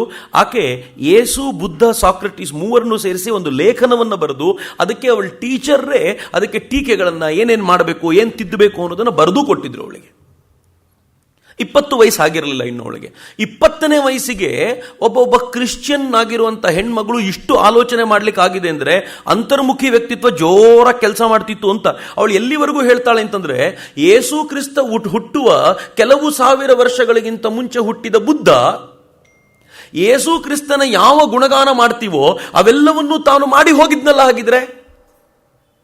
ಹಾಗಿದ್ರೆ ನಾವು ಯಾವುದನ್ನು ಕೊಂಡಾಡ್ತೀವೋ ಅದು ಜಗತ್ನಲ್ಲಿ ಅದಕ್ಕಿಂತಲೂ ಮುಂಚೆ ಇತ್ತು ಅಂತ ಆಯ್ತಲ್ಲ. ಈ ಎಲ್ಲ ಪ್ರಶ್ನೆಗಳಿಗೆ ಅವಳು ಉತ್ತರವನ್ನು ಹುಡುಕ್ತಾ ಅವಳ ಕ್ವೆಸ್ಟ್ ಏನಿದೆ, ಸತ್ಯದ ಕ್ವೆಸ್ಟ್, ಅದು ಇನ್ನೂ ಆಳಕ್ಕೆ ಹೋಗ್ಲಿಕ್ಕೆ ಶುರುವಾಯಿತು. ಈ ಮೇಡಮ್ ತುಂಬ ಪ್ರೀತಿಯಿಂದ ಅವಳನ್ನು ನೋಡ್ಕೊಳ್ತಿದ್ರು. ಅವಳಲ್ಲಿರುವಂಥ ವ್ಯಕ್ತಿತ್ವಕ್ಕೆ ಎಷ್ಟು ಬೇಕೋ ಅಷ್ಟು ನಿಧಾನವಾಗಿ ಸವರ್ತಾ ಅವಳು ಚೆನ್ನಾಗಿ ಬೆಳೆಯುವಂತೆ ಬೇಕಾಗಿರುವಂಥ ವ್ಯವಸ್ಥೆ ಮಾಡಿಕೊಡ್ತಿದ್ರು. ಈ ಎಲ್ಲದರ ನಡುವೆ ಅವಳ ಸ್ಕೂಲ್ ಲೈಫ್ ಮುಗಿದು ಅವಳು ಮನೆಗೆ ಬಂದಳು. ಮನೆಗೆ ಬರುವಾಗ ಮನೆಯಲ್ಲಿ ತುಂಬ ಬಡತನ, ಕಿತ್ತು ತಿನ್ನುವ ಬಡತನ. ತಂದೆ ಬೇರೆ ಚಿಕ್ಕನ್ನಲ್ಲೇ ಹೋಗಿದ್ದಾರೆ. ಆ ಬಡತನವನ್ನು ಮೀರಿ ನಿಲ್ಲಕ್ಕಿದ್ದ ಮೆಥಡ್ ಒಂದೇ ಒಂದು, ಅವಳೆಲ್ಲಾದರೂ ಕೆಲಸ ಮಾಡಬೇಕು ಅಂತ. ಆಗ ಅವಳು ಒಂದು ಕಡೆ ಕೆಲಸ ಮಾಡಲಿಕ್ಕೆ ಹೋಗ್ತಾಳೆ. ಮೈನಿಂಗ್ ವರ್ಕರ್ಸೇ ಜಾಸ್ತಿ ಇರುವಂಥ ಜಾಗದಲ್ಲಿ ಒಂದು ಶಾಲೆಯಲ್ಲಿ ಟೀಚರಾಗಿ ಸೇರಿಕೊಂಡ್ಳು. ಟೀಚರಾಗಿ ಸೇರಿಕೊಂಡ್ರು ಅಂತ ಮಾರ್ಗರೆಟ್ ನೋಬೆಲ್ ಏನು ಮಾಡಿದ್ಲು ನೋಡಿ, ನಾನು ಯಾವ ಪಾಯಿಂಟಿಗೆ ಬರ್ತಿದ್ದೀನಿ ಅಂತಂದರೆ, ನಮ್ಮೆಲ್ಲರ ಜೀವನದಲ್ಲೂ ಒಂದು ಅದ್ಭುತವಾದ ಟರ್ನಿಂಗ್ ಪಾಯಿಂಟ್ ಹೇಗೆ ಸಿಗತ್ತೆ ಅಂತ. ಮೊದಲನೇ ಟರ್ನಿಂಗ್ ಪಾಯಿಂಟ್ ಅವಳ ಲೈಫಲ್ಲಿ ಸಿಕ್ಕಿದ್ದು ಅವಳಿಗೆ ಹುಟ್ಟಿರುವಂಥ ಪ್ರಶ್ನೆಗಳು. ಈ ಪ್ರಶ್ನೆಗಳಿಗೆ ತಾನು ಇಷ್ಟು ದಿನ ನಂಬಿಕೊಂಡು ಬಂದಂಥ ತನ್ನ ತಂದೆ ಯಾವುದಕ್ಕೋಸ್ಕರ ತನ್ನ ಜೀವನ ಕೊಟ್ಟನೋ ಆ ಸಿದ್ಧಾಂತದಲ್ಲಿ ಉತ್ತರ ಇಲ್ಲ, ತನ್ನ ತಾತ ಯಾವುದನ್ನು ನಂಬಿದ್ರೋ ಆ ಸಿದ್ಧಾಂತದಲ್ಲಿ ಉತ್ತರ ಇಲ್ಲ ಅಂತ ಗೊತ್ತಾದಾಗ ಅವಳಿಗೆ ವಿಜ್ಞಾನವೇ ಎಲ್ಲ ಉತ್ತರ ಅನ್ಸಿತ್ತು. ಒಂದು ದಿಕ್ಕಲ್ಲಿ ಪರ್ಫೆಕ್ಟಾಗಿ ಹೋಗ್ತಿದ್ಲು ಅವಳೀಗ. ಈಗೇನಾಯ್ತು, ಅವಳು ಮೈನಿಂಗ್ ವರ್ಕರ್ಸೇ ಜಾಸ್ತಿ ಇರುವಂಥ ಒಂದು ಜಾಗದಲ್ಲಿ ಟೀಚರಾಗಿ ಕೆಲಸ ಮಾಡಬೇಕಾದಾಗ ಬರೀ ಟೀಚರಿಂಗ್ ಮಾಡ್ಕೊಂಡು ಸುಮ್ಮನೆ ಇರ್ಬೋದಿತ್ತು. ಆದರೆ ಆ ಮಕ್ಕಳ ತಂದೆ ತಾಯಿಯಂದ್ರು ತುಂಬ ಸಂಕಟದಲ್ಲಿದ್ದಾರೆ ಅಂತ ಗೊತ್ತಾಗಿ ಅವರ ಸೇವೆ ಮಾಡಲಿಕ್ಕೆ ಅಂತ ಹೋಗ್ತಿದ್ಲು. ಯಾರಾದರೂ ಹೆಣ್ಣು ಮಕ್ಕಳು ಅವರು ಗರ್ಭಿಣಿಯರಾಗಿ ಇನ್ನೂ ಕೆಲಸಕ್ಕೆ ಹೋಗ್ತಾ ಇದ್ರೆ ಅವರು ಓನರ್ಗಳ ಜೊತೆ ಮಾತಾಡಿ, ಮ್ಯಾನೇಜರ್ ಜೊತೆ ಮಾತಾಡಿ ಅವರಿಗೆ ರಜೆ ಕೊಡಿಸಿ ಮನೆಗೆ ಕರ್ಕೊಂಡು ಬಂದು ಅವ್ರಿಗೆ ಬೇಕಾಗಿರೋ ವ್ಯವಸ್ಥೆ ಮಾಡೋದು, ಇವೆಲ್ಲವನ್ನೂ ತುಂಬ ಚೆನ್ನಾಗಿ ಮಾಡ್ತಿದ್ಲು. ಆದರೆ ಅಲ್ಲಿದ್ದಂಥ ಸೇಂಟ್ ಮಾರ್ಕ್ಸ್ ಚರ್ಚ್ ಅಡ್ಡ ಬಂದು ಹೇಳ್ತು, ಸೇವೆ ಸುಮ್ಮನೆ ಮಾಡಬಾರ್ದು. Single quotes. ಸೇವೆಯನ್ನು ಸುಮ್ಮನೆ ಮಾಡಬಾರ್ದು. ಮಾಡಿದ ಸೇವೆಗೆ ನಮಗೇನಾದರೂ ವಾಪಸ್ ಸಿಕ್ಕರೆ ಮಾತ್ರ ಸೇವೆ ಕಂಟಿನ್ಯೂ ಮಾಡಬೇಕು. ಇಲ್ಲಿ ಕೇಳಿದ ವಾಪಸ್ ಏನು ಸಿಗಬೇಕು? ನೀನು ಯಾವ್ಯಾವ ಮೈನಿಂಗ್ ವರ್ಕರ್ಸ್ಗೆ ಸೇವೆ ಮಾಡ್ತಿದ್ಯೋ ಅವ್ರು ಯಾರು ನಮ್ಮ ಚರ್ಚಿಗೆ ಬರೋದೇ ಇಲ್ಲ. ಅವರೆಲ್ಲ ಬೇರೆ ಚರ್ಚಿಗೆ ಹೋಗ್ತಾರೆ. ಆ ಚರ್ಚಿಗೆ ಹೋಗೋ ಬದಲು ಅವ್ರು ಇಲ್ಲಿಗೆ ಬರುವಂತೆ ನೀನು ಮಾಡಿದರೆ ಮಾತ್ರ ನೀನು ಮಾಡಿರೋ ಸೇವೆಗೆ ಪ್ರತಿಫಲ. ದೇವಸ್ಥಾನಕ್ಕೆ ಹೋಗಲ್ಲ ಅವರು ಮಸೀದಿಗೆ ಹೋಗಲ್ಲ, ಮತ್ತೊಂದು ಚರ್ಚಿಗೆ ಹೋಗ್ತಾರೆ. ಆ ಮತ್ತೊಂದು ಚರ್ಚಿಗೆ ಹೋಗೋದನ್ನು ತಡೆದು ನೀನು ನಮ್ಮ ಚರ್ಚಿನವಳಾಗಿ ಇಲ್ಲಿಗೆ ಬರುವಂತೆ ಮಾಡಬೇಕಲ್ಲ. ಇದು ಮಾಡಲಿಲ್ಲ ಅಂದರೆ ಒಪ್ಕೊಳ್ಳಿಕ್ಕೆ ಸಾಧ್ಯ ಇಲ್ಲ ಅಂತ ಎಷ್ಟು ಟಾರ್ಚರ್ ಮಾಡ್ಲಿಕ್ಕೆ ಶುರು ಮಾಡಿದ್ರು ಅವಳಿಗೆ ಅಂತಂದರೆ, ಅವಳಿಗೆ ಅದು ಕಿರಿಕಿರಿಯಾಗಿ ಏನು ಮಾಡಿದ್ಲು ಗೊತ್ತಾ, ತಾನು ಕೆಲಸ ಮಾಡೋದನ್ನೇ ನಿಲ್ಲಿಸಿದ್ಲು. ಸರ್ವಿಸ್ ಮಾಡೋದೇ ಇಲ್ಲ ನಾನು ಅಂತ. ಮಾಡಿದ್ರೆ ತಾನೇ ಪ್ರಾಬ್ಲಮ್ ನಿಮಗೆ, ನಿಮ್ಮ ಹತ್ರ ನಂಗೆ ಸಹಿಸ್ಕೊಳ್ಳಿಕ್ಕಾಗಲ್ಲ ಅಂತ ಸರ್ವಿಸ್ ಮಾಡೋದನ್ನು ನಿಲ್ಲಿಸಿದ್ಲು. ಆದರೆ ಒಳಗೆ ಅವಳ ಪ್ರವೃತ್ತಿ ಇತ್ತಲ್ಲ, ಅದು ಮತ್ತು ವ್ಯಗ್ರವಾಗಿ ಕಾದಾಡ್ಲಿಕ್ಕೆ ಶುರುವಾಯಿತು. ಜೀಸಸ್ ಹೇಳಿದ್ದೇನಾ? ಜೀಸಸ್ನ ಸರ್ವಿಸ್ನ ಕಲ್ಪನೆ ಇದೇನಾ? ಚರ್ಚ್ಗಳು ಮೋಸ ಮಾಡ್ತೀವಿಯಾ? ಆಕೆ ಎಷ್ಟು ಆಳಕ್ಕೆ ಹೋಗ್ಲಿಕ್ಕೆ ಶುರು ಮಾಡಿದ್ಲು ಅಂದರೆ ಗೊತ್ತಾಯ್ತೊಳಗೆ ಚರ್ಚ್ಗಳು ಭಾರಿ ಮೋಸ ಮಾಡ್ತಿವೆ. ಸೇವೆ ಅಂದರೆ ನಿಜವಾದ ಅರ್ಥ ಏನು ಅನ್ನೋದನ್ನ ಆಕೆ ಈಗ ಮತ್ತೆ ಮತ್ತೆ ಮತ್ತೆ ಹುಡುಕಬೇಕಾದಂಥ ಅನಿವಾರ್ಯಕ್ಕೆ ಸಿಕ್ಕಿ ಹಾಕ್ಕೊಂಡ್ಲು. ಅವಳು ಸುಮ್ಮನಿರ್ಲಿಕ್ಕೆ ಆಗಲಿಲ್ಲ. ಅವಳಲ್ಲಿ ಮತ್ತೊಂದು ಹೊಸ ವಿಚಿತ್ರವಾದ ಶಕ್ತಿ ಅನಾವರಣಗೊಂಡು. ಅಲ್ಲಿವರೆಗೂ ಅವಳಿಗೂ ಗೊತ್ತಿರಲಿಲ್ಲ ಅದು. ಆ ಶಕ್ತಿ ಏನು ಅಂತಂದ್ರೆ, ಲೋಕಲ್ ಪತ್ರಿಕೆಗೆ ಸೂಡೋ ನೇಮಲ್ಲಿ ಯಾರ್ದೋ ಬೇರೆಯವರ ಹೆಸರಿನಲ್ಲಿ ಆಕೆ ಲೇಖನಗಳನ್ನು ಬರಲಿಕ್ಕೆ ಶುರು ಮಾಡಿ ಎಲ್ಲ ಚರ್ಚ್ಗಳ ಬಂಡವಾಳವನ್ನು ಬಯಲಿಗೆಳಲಿಕ್ಕೆ ಶುರು ಮಾಡಿದ್ಲು. ಎಷ್ಟು ಪಾಪ್ಯುಲರ್ ಆಗಿಬಿಡ್ತು ಅಂದರೆ ಅವಳು ಅಂತ ಯಾರಿಗೂ ಗೊತ್ತಿಲ್ಲ, ಆದರೆ ಸಿಕ್ಕಾಪಟ್ಟೆ ಪಾಪ್ಯುಲರ್ ಆಯಿತು. ಅವಳೊಳಗಿದ್ದ ಮತ್ತೊಂದು ಶಕ್ತಿ ಈಗ ಹೊರಗೆ ಬಂದಿತ್ತು ಅಂತ ಅದಕ್ಕೆ ಹೇಳಿದ್ದು ನಾನು. ಅವಳೀಗ ಅನ್ಯಾಯವನ್ನು ಪ್ರತಿಭಟಿಸುವ ಸಾಮರ್ಥ್ಯವನ್ನು ಪಡ್ಕೊಂಡ್ಳು. ಮಿತ್ರರೆ, ಮುಂದಿನ ದಿನಗಳಲ್ಲಿ ಅದೇ ಮಾರ್ಗರೆಟ್ ನೋಬೆಲ್ ಸೋದರಿ ನಿವೇದಿತಾ ಆಗಿ ಭಾರತದಲ್ಲಿ ಬ್ರಿಟಿಷರ ಅನ್ಯಾಯದ ವಿರುದ್ಧ ಪ್ರತಿಭಟನೆ ಮಾಡಲಿಕ್ಕೋಸ್ಕರ ಇಲ್ಲೂ ಉದ್ದುದ್ದ ಲೇಖನಗಳನ್ನು ಬರೆದು ಬ್ರಿಟಿಷರಿಗೆ ಎದುರಿಗೆ ನಿಂತ್ಕೊಂಡು ಮಾತನಾಡ್ತಿದ್ಲಲ್ಲ, ಆ ಶಕ್ತಿಯ ಮೂಲ ಇರೋದು ಆ ಮೈನಿಂಗ್ ವರ್ಕರ್ಸ್ನವರ ಜೊತೆ ಕಾದಾಟದಲ್ಲಿ ಪತ್ರಿಕೆಗಳಿಗೆ ಬರೀತಿದ್ದ ಲೇಖನದಲ್ಲಿ ಅಂತ. ಇಡೀ ಮಾರ್ಗರೆಟ್ ನೋಬೆಲ್ ಅಥವಾ ನಿವೇದಿತಾಳ ಜೀವನವನ್ನು ನೀವು ಅರಸ್ಕೊಂಡು ಹೋದ್ರೆ ಅವಳು ಮಾಡಿರುವ ಪ್ರತಿಯೊಂದು ಕೆಲಸ ಭಗವಂತ ಅವಳಿಗೆ ಮಾಡ್ತಿರೋ ಟ್ರೈನಿಂಗು ಅಂತ ನನಗೆ ಯಾವಾಗಲೂ ಅನ್ಸುತ್ತೆ ಅಂತ. ಅವಳು ಅಲ್ಲಿಂದ ವಾಪಸ್ ಮನೆಗೆ ಬಂದು ತನ್ನ ಊರಿನಲ್ಲೇ ತಾನೇ ಒಂದು ಶಾಲೆ ಶುರು ಮಾಡಿದ್ಲು. ಈ ಶಾಲೆ ಶುರು ಮಾಡ್ತಾ ಮಾಡ್ತಾ ಅವಳಿಗೆ ನಿಧಾನವಾಗಿ ಭಕ್ತಿಯ ಕಡೆಗೆ ಒಲವು ಜಾಸ್ತಿ ಆಯಿತು. ಮೂಲತಃ ಪ್ರೊಟೆಸ್ಟೆಂಟ್ರಿಗೂ ಕ್ಯಾಥಲಿಕರಿಗೂ ಆಗೋದೇ ಇಲ್ಲ. ಆದರೆ ಇವಳಿಗೆ ಪ್ರೊಟೆಸ್ಟೆಂಟ್ರಿಗಿಂತ ಕ್ಯಾಥಲಿಕರಲ್ಲಿದ್ದಂಥ ಭಕ್ತಿ ತುಂಬ ಚೆನ್ನಾಗಿದೆ ಅಂತ ಕ್ಯಾಥಲಿಕರ ಭಕ್ತಿಯ ಮಾರ್ಗದ ಕಡೆಗೆ ಒಲವು ತೋರಿಸಿಕೊಂಡು ಆ ಯೇಸು ಕ್ರಿಸ್ತನ ಆಲ್ಟರ್ನ ಸಿಂಗಾರ ಮಾಡೋದು, ಅದಕ್ಕೆ ಬೇಕಾಗಿರುವಂಥ ವ್ಯವಸ್ಥೆ ಮಾಡಿಕೊಡೋದು, ಇದರಲ್ಲಿ ತುಂಬ ತಲ್ಲೀಳಾಗಲಿ ಶುರುವಾಗ್ಬಿಟ್ಲು. ಮನೇಲಿ ಸ್ವಲ್ಪ ಟೆನ್ಷನ್. ಅಪ್ಪ ನೋಡಿದ್ರೆ ಪ್ರೊಟೆಸ್ಟೆಂಟ್ ಪ್ರೀಸ್ಟು, ತಾತ ನೋಡಿದರೆ ಪ್ರೆಸ್ಬಿಟೇರಿಯನ್ ಚರ್ಚಿನ ಮಿನಿಸ್ಟ್ರು, ಇವಳು ನೋಡಿದ್ರೆ ಕೆಥಲಿಕ್ ಆಗ್ತಾಳಲ್ಲ ಅಂತ. ಹೇಗಿರುತ್ತೆ ನೋಡಿ. ಆಗ ಅವ್ರ ತಾಯಿ ಮಗಳಿಗೆ ಕರೆದು ಹೇಳ್ತಾಳೆ, ಮಗಳೇ ಅದೇನು ತಪ್ಪಿಲ್ಲ ನೀನು ಹೋಗ್ತಾ ಇರೋದು. ನೀನು ಹುಟ್ಟಿದಾಗ ನಾವೆಲ್ಲರೂ ಸಂಭ್ರಮದಲ್ಲಿ ಬ್ಯುಸಿಯಾಗಿದ್ವಿ. ತಕ್ಷಣ ನೀನು ಹುಟ್ಟಿದ ತಕ್ಷಣ ಸೂಲಿಗಿತ್ತಿ ಯಾರಿದ್ದಾಳಲ್ಲ, ನಿನಗೆ ಹುಟ್ಟಲಿಕ್ಕೆ ಕಾರಣವಾದವಳು, ನಿನ್ನನ್ನು ತಗೊಂಡು ಹೋಗಿ ಕ್ಯಾಥೋಲಿಕ್ ಚರ್ಚಿಗೊಂದು, ಅವಳು ಹೋಗ್ತಾ ಇದ್ದ ಚರ್ಚಿಗೆ ತೊಗೊಂಡೋಗಿ ನಿನ್ನನ್ನು ಆಗಲೇ ಬ್ಯಾಪ್ಟೈಸ್ ಮಾಡಿಬಿಟ್ಟಿದ್ಲವಳು. ನಮ್ಗೆ ಆಮೇಲೆ ಬಂದು ಹೇಳಿದ್ರು ನಾನು ಬ್ಯಾಪ್ಟೈಸ್ ಆಗೋಗಿದೆ ಅಂತ. ಹೀಗಾಗಿ ನೀನೇನಾದರೂ ಈಗ ಆ ಕಡೆ ಹೋದರೆ ನಂಗೆ ನಿಜವಾಗ್ಲೂ ಗೊಂದಲ ಇದೆ, ಆದರೆ ಈ ಕಾರಣ ಇರ್ಬೋದು ಅಂತ ತಾಯಿ ಹೇಳಿದಾಗ ಇವಳು ಗೊಂದಲ ಇನ್ನೂ ಜಾಸ್ತಿ ಆಯಿತು. ಇದು ಕಡಿಮೆ ಆಗಲಿಲ್ಲ ಅಂತ. ಏನು ಒಟ್ಟಾರೆ ಅಂತ ಅವಳಿಗೆ ಅರ್ಥ ಆಗ್ತಿರ್ಲಿಲ್ಲ. ಆದರೆ ಇವೆಲ್ಲದರ ನಡುವೆ, ಎಲ್ಲ ಗೊಂದಲದ ನಡುವೆ ಅವಳು ಅನೇಕ ಪ್ರಶ್ನೆಗಳು ಅನ್ಆನ್ಸರ್ಡ್ ಆಗಿ ನಿಜವಾದ ಭಗವಂತನನ್ನು ಹುಡುಕುವ ಕುರಿತಂತೆ ಆಕೆಯ ಒಂದು ಇಚ್ಛೆ ಅಥವಾ ವಾಂಛೆ ಎಷ್ಟು ಆಳಕ್ಕೆ ಹೋಗ್ತಿತ್ತು ಅಂತಂದ್ರೆ, ಯಾವ ಪ್ರಶ್ನೆಗೂ ಉತ್ತರ ಸಿಗದೆ ಗೊಂದಲಕ್ಕೆ ಬಿದ್ದಿದ್ಲು. ಎಷ್ಟು ಗೊಂದಲ ಇತ್ತು ಅವಳಿಗೆ ಅಂತಂದ್ರೆ, she stop going to churches. ನಾನಿನ್ ಮುಂದೆ ಚರ್ಚಿಗೆ ಹೋಗಲ್ಲ, ನಾನಿನ್ ಮುಂದೆ ಬೈಬಲ್ ಓದಲ್ಲ, ನಾನು ಮಕ್ಕಳ ಜೊತೆ ಚೆನ್ನಾಗಿರ್ತೀನಿ ಅಂತ. ಈ ನಡುವೆ ಭಗವಂತ ಎಂಥ ಆಟ ಮಾಡಿದ ಅಂತಂದರೆ, ಎಂಥ ರೋಲ್ ಪ್ಲೇ ಮಾಡಿದ ಅಂತಂದರೆ, ಅವಳು ಮೈನಿಂಗ್ ವರ್ಕರ್ಸ್ ಜೊತೆ ಕೆಲಸ ಮಾಡುವಾಗ ಅವಳು ಹುಡುಗನ್ನು ಪ್ರೀತಿಸ್ತಾ ಇದ್ಲು, ಮಾರ್ಗರೆಟ್ ನೋಬೆಲ್. ಆ ಹುಡುಗ ಅವನು ಕೂಡ ಫಿಲಾಸಫಿಯಲ್ಲಿ ತುಂಬ ಆಸಕ್ತಿ ಇದ್ದವನು, ಗಂಟೆಗಟ್ಟಲೆ ಚರ್ಚೆ ಮಾಡ್ತಿದ್ರು. ಆ ಕಾರಣಕ್ಕೆ ಹುಟ್ಟಿದ ಪ್ರೀತಿ. ಆದರೆ ಇನ್ನೇನು ಇಬ್ಬರು ಮದುವೆ ಆಗಬೇಕು ಅಂದ್ಕೊಳ್ಳೋ ವೇಳೆಗೆ ತನ್ನ ತಂದೆಗೆ ಯಾವ ಕಾಯಿಲೆ ಬಂದಿತ್ತು ಅದೇ ಕಾಯಿಲೆ ಅವನನ್ನು ಅಟ್ಯಾಕ್ ಮಾಡಿ ಅವನು ತೀರ್ಕೊಂಡ. ಅವಳು ತನ್ನ ಊರಿಗೆ ವಾಪಸ್ ಬಂದಳು. ಊರಿಗೆ ವಾಪಸ್ ಬಂದಾಗ ವಿಚಿತ್ರ ನೋಡಿ ನೀವು, ಅವಳ ಲೈಫ್ ಎಷ್ಟು ವಿಚಿತ್ರವಾಗಿದೆ ಅಂತಂದರೆ, ಮತ್ತೊಬ್ಬ ಹುಡುಗ ಅವಳ ಜೀವನದಲ್ಲಿ ಬಂದ, ಮದುವೆ ಆಗಬೇಕು ಅಂತ ಇನ್ನೇನು ಆಗಬೇಕು ಅಷ್ಟೊತ್ತಿಗೆ ಇನ್ನೊಬ್ಬ ಯಾವುದೋ ಹುಡುಗಿ ಬಂದು ಇವನು ನನ್ನ ಗಂಡ ಅಂತ ಹೇಳಿ ಅವನು ನಿಂಗೆ ಮೋಸ ಮಾಡ್ತಿದ್ದಾನೆ ಅಂತ ಸತ್ಯ ಹೇಳಿ ಹೋದ್ಲು. ಅವನು ಹೋದ. ಇವಳ ಲೈಫ್ನಲ್ಲಿ ಎಷ್ಟು ಹೊಡೆತಗಳು, ಆಘಾತಗಳು ಒಂದಾದ್ಮೇಲೆ ಒಂದಾಯಿತು ಅಂತಂದರೆ, ಅವಳಿಗೀಗ ತನ್ನೊಳಗೆ ತಾನು ಇಳಿಯೋದು ಬಿಟ್ಟರೆ ಬೇರೆ ಮಾರ್ಗವೇ ಇರಲಿಲ್ಲ. ಅವಳಿಗೀಗ ಸಮರ್ಥವಾಗಿರುವಂಥ ಗುರು ಬೇಕೇ ಬೇಕಾಗಿತ್ತು. ಆಗ ಬಂದವರು ಸ್ವಾಮಿ ವಿವೇಕಾನಂದರು ಅಂತ. ಗುರು ತನ್ನ ಚಿಂತನೆಯ ಬೀಜಾವಾಪವಾಗೋಕ್ಕಿಂತ ಮುಂಚೆ ಆ ಭೂಮಿಯನ್ನು ಹಸನು ಮಾಡ್ಕೊಂಡಿರ್ಬೇಕು, ಇಲ್ಲದಿದ್ರೆ ಆಗಲ್ಲ ಅಂತ. ನಾನು ವಿವೇಕಾನಂದರ ಬದುಕನ್ನು ನೋಡ್ತೀನಿ, ಎಷ್ಟು ಸಾಮ್ಯ ಇದೆ ಅಂತಂದರೆ, ಸ್ವಾಮಿ ವಿವೇಕಾನಂದರಿಗೂ ಹೀಗೆ. ಮೊದಲು ತುಂಬ ಚೆನ್ನಾಗಿದ್ರು, ನನಗೆ ರಾಮನನ್ನು ಕಂಡ್ರೆ ತುಂಬ ಪ್ರೀತಿ ಅಂತ. ಒಂದಿನ ತನ್ನ ಸಾರೋಟವಾಲ ಹೇಳ್ದ, ರಾಮನಿಗೆ ಮದುವೆ ಆಗೋದು ಕೆಟ್ಟದ್ದು ಅಂತ ಸಾರೋಟವಾಲ ಹೇಳ್ದ ಅಂತ. ನನ್ನ ದೇವರಿಗೆ ಮದುವೆ ಆಗಿದೆ ಅಂತ ರಾಮನ್ ತೆಗೆ ಬಿಸಾಕ್ಬಿಟ್ಟ ನರೇಂದ್ರ. ತಾಯಿನ ಕೇಳ್ದ ಮತ್ತೇನು ಮಾಡಬೇಕು ಅಂದರೆ, ತಾಯಿ ಹೇಳಿದ್ದು ಮದುವೆ ಆಗದ ಧ್ಯಾನಸ್ಥ ಶಿವನನ್ನು ಇಟ್ಕೋ ಪೂಜೆ ಮಾಡುವಂತ. ಧ್ಯಾನಸ್ಥ ಶಿವನ ಕಡೆ ಬಂದಾಯಿತು. ಧ್ಯಾನಸ್ಥ ಶಿವನನ್ನು ಪೂಜೆ ಮಾಡ್ತೀನಿ ಅಂತ ಅನ್ಕೊಳ್ಳೋ ವೇಳೆಗೆ ಅದೇ ನರೇಂದ್ರ ತನ್ನ ತಾಯಿ ಹೇಳಿದಂತೆ ತಪಸ್ಸು ಮಾಡ್ತೀನಿ ಅಂತ ಹೋದ, ಭಗವಂತ ಸಿಗಲಿಲ್ಲ. ಅತ್ಯಂತ ಧಾರ್ಮಿಕ ಪ್ರವೃತ್ತಿಯನ್ನಾಗಿದ್ದ ಹುಡುಗ ವಯಸ್ಸಿಗೆ ಬರೋದ್ರ ವೇಳೆಗೆ ದೇವರಿದ್ದಾನ ಅನ್ನೋ ಪ್ರಶ್ನೆ ಹುಡ್ಕೊಂಡು ಎಲ್ಲರನ್ನೂ ಕೇಳ್ದ. ಯಾರೂ ಉತ್ತರ ಕೊಡದೆ ಹೋದಾಗ ದೇವರಿರೋದೇ ಸುಳ್ಳು ಅನ್ಕೊಂಡ. ಭಗವಂತ ಎಂತ ಆಘಾತ ಕೊಟ್ಟ ಅಂತಂದ್ರೆ, 52ರಲ್ಲಿದ್ದಂತ ಅವನ ತಂದೆ ತೀರ್ಕೊಂಡ್ರು, ಇಡೀ ಮನೆ ಜವಾಬ್ದಾರಿ ಅವನ ಹೆಗಲ ಮೇಲೆ ಬಿತ್ತು.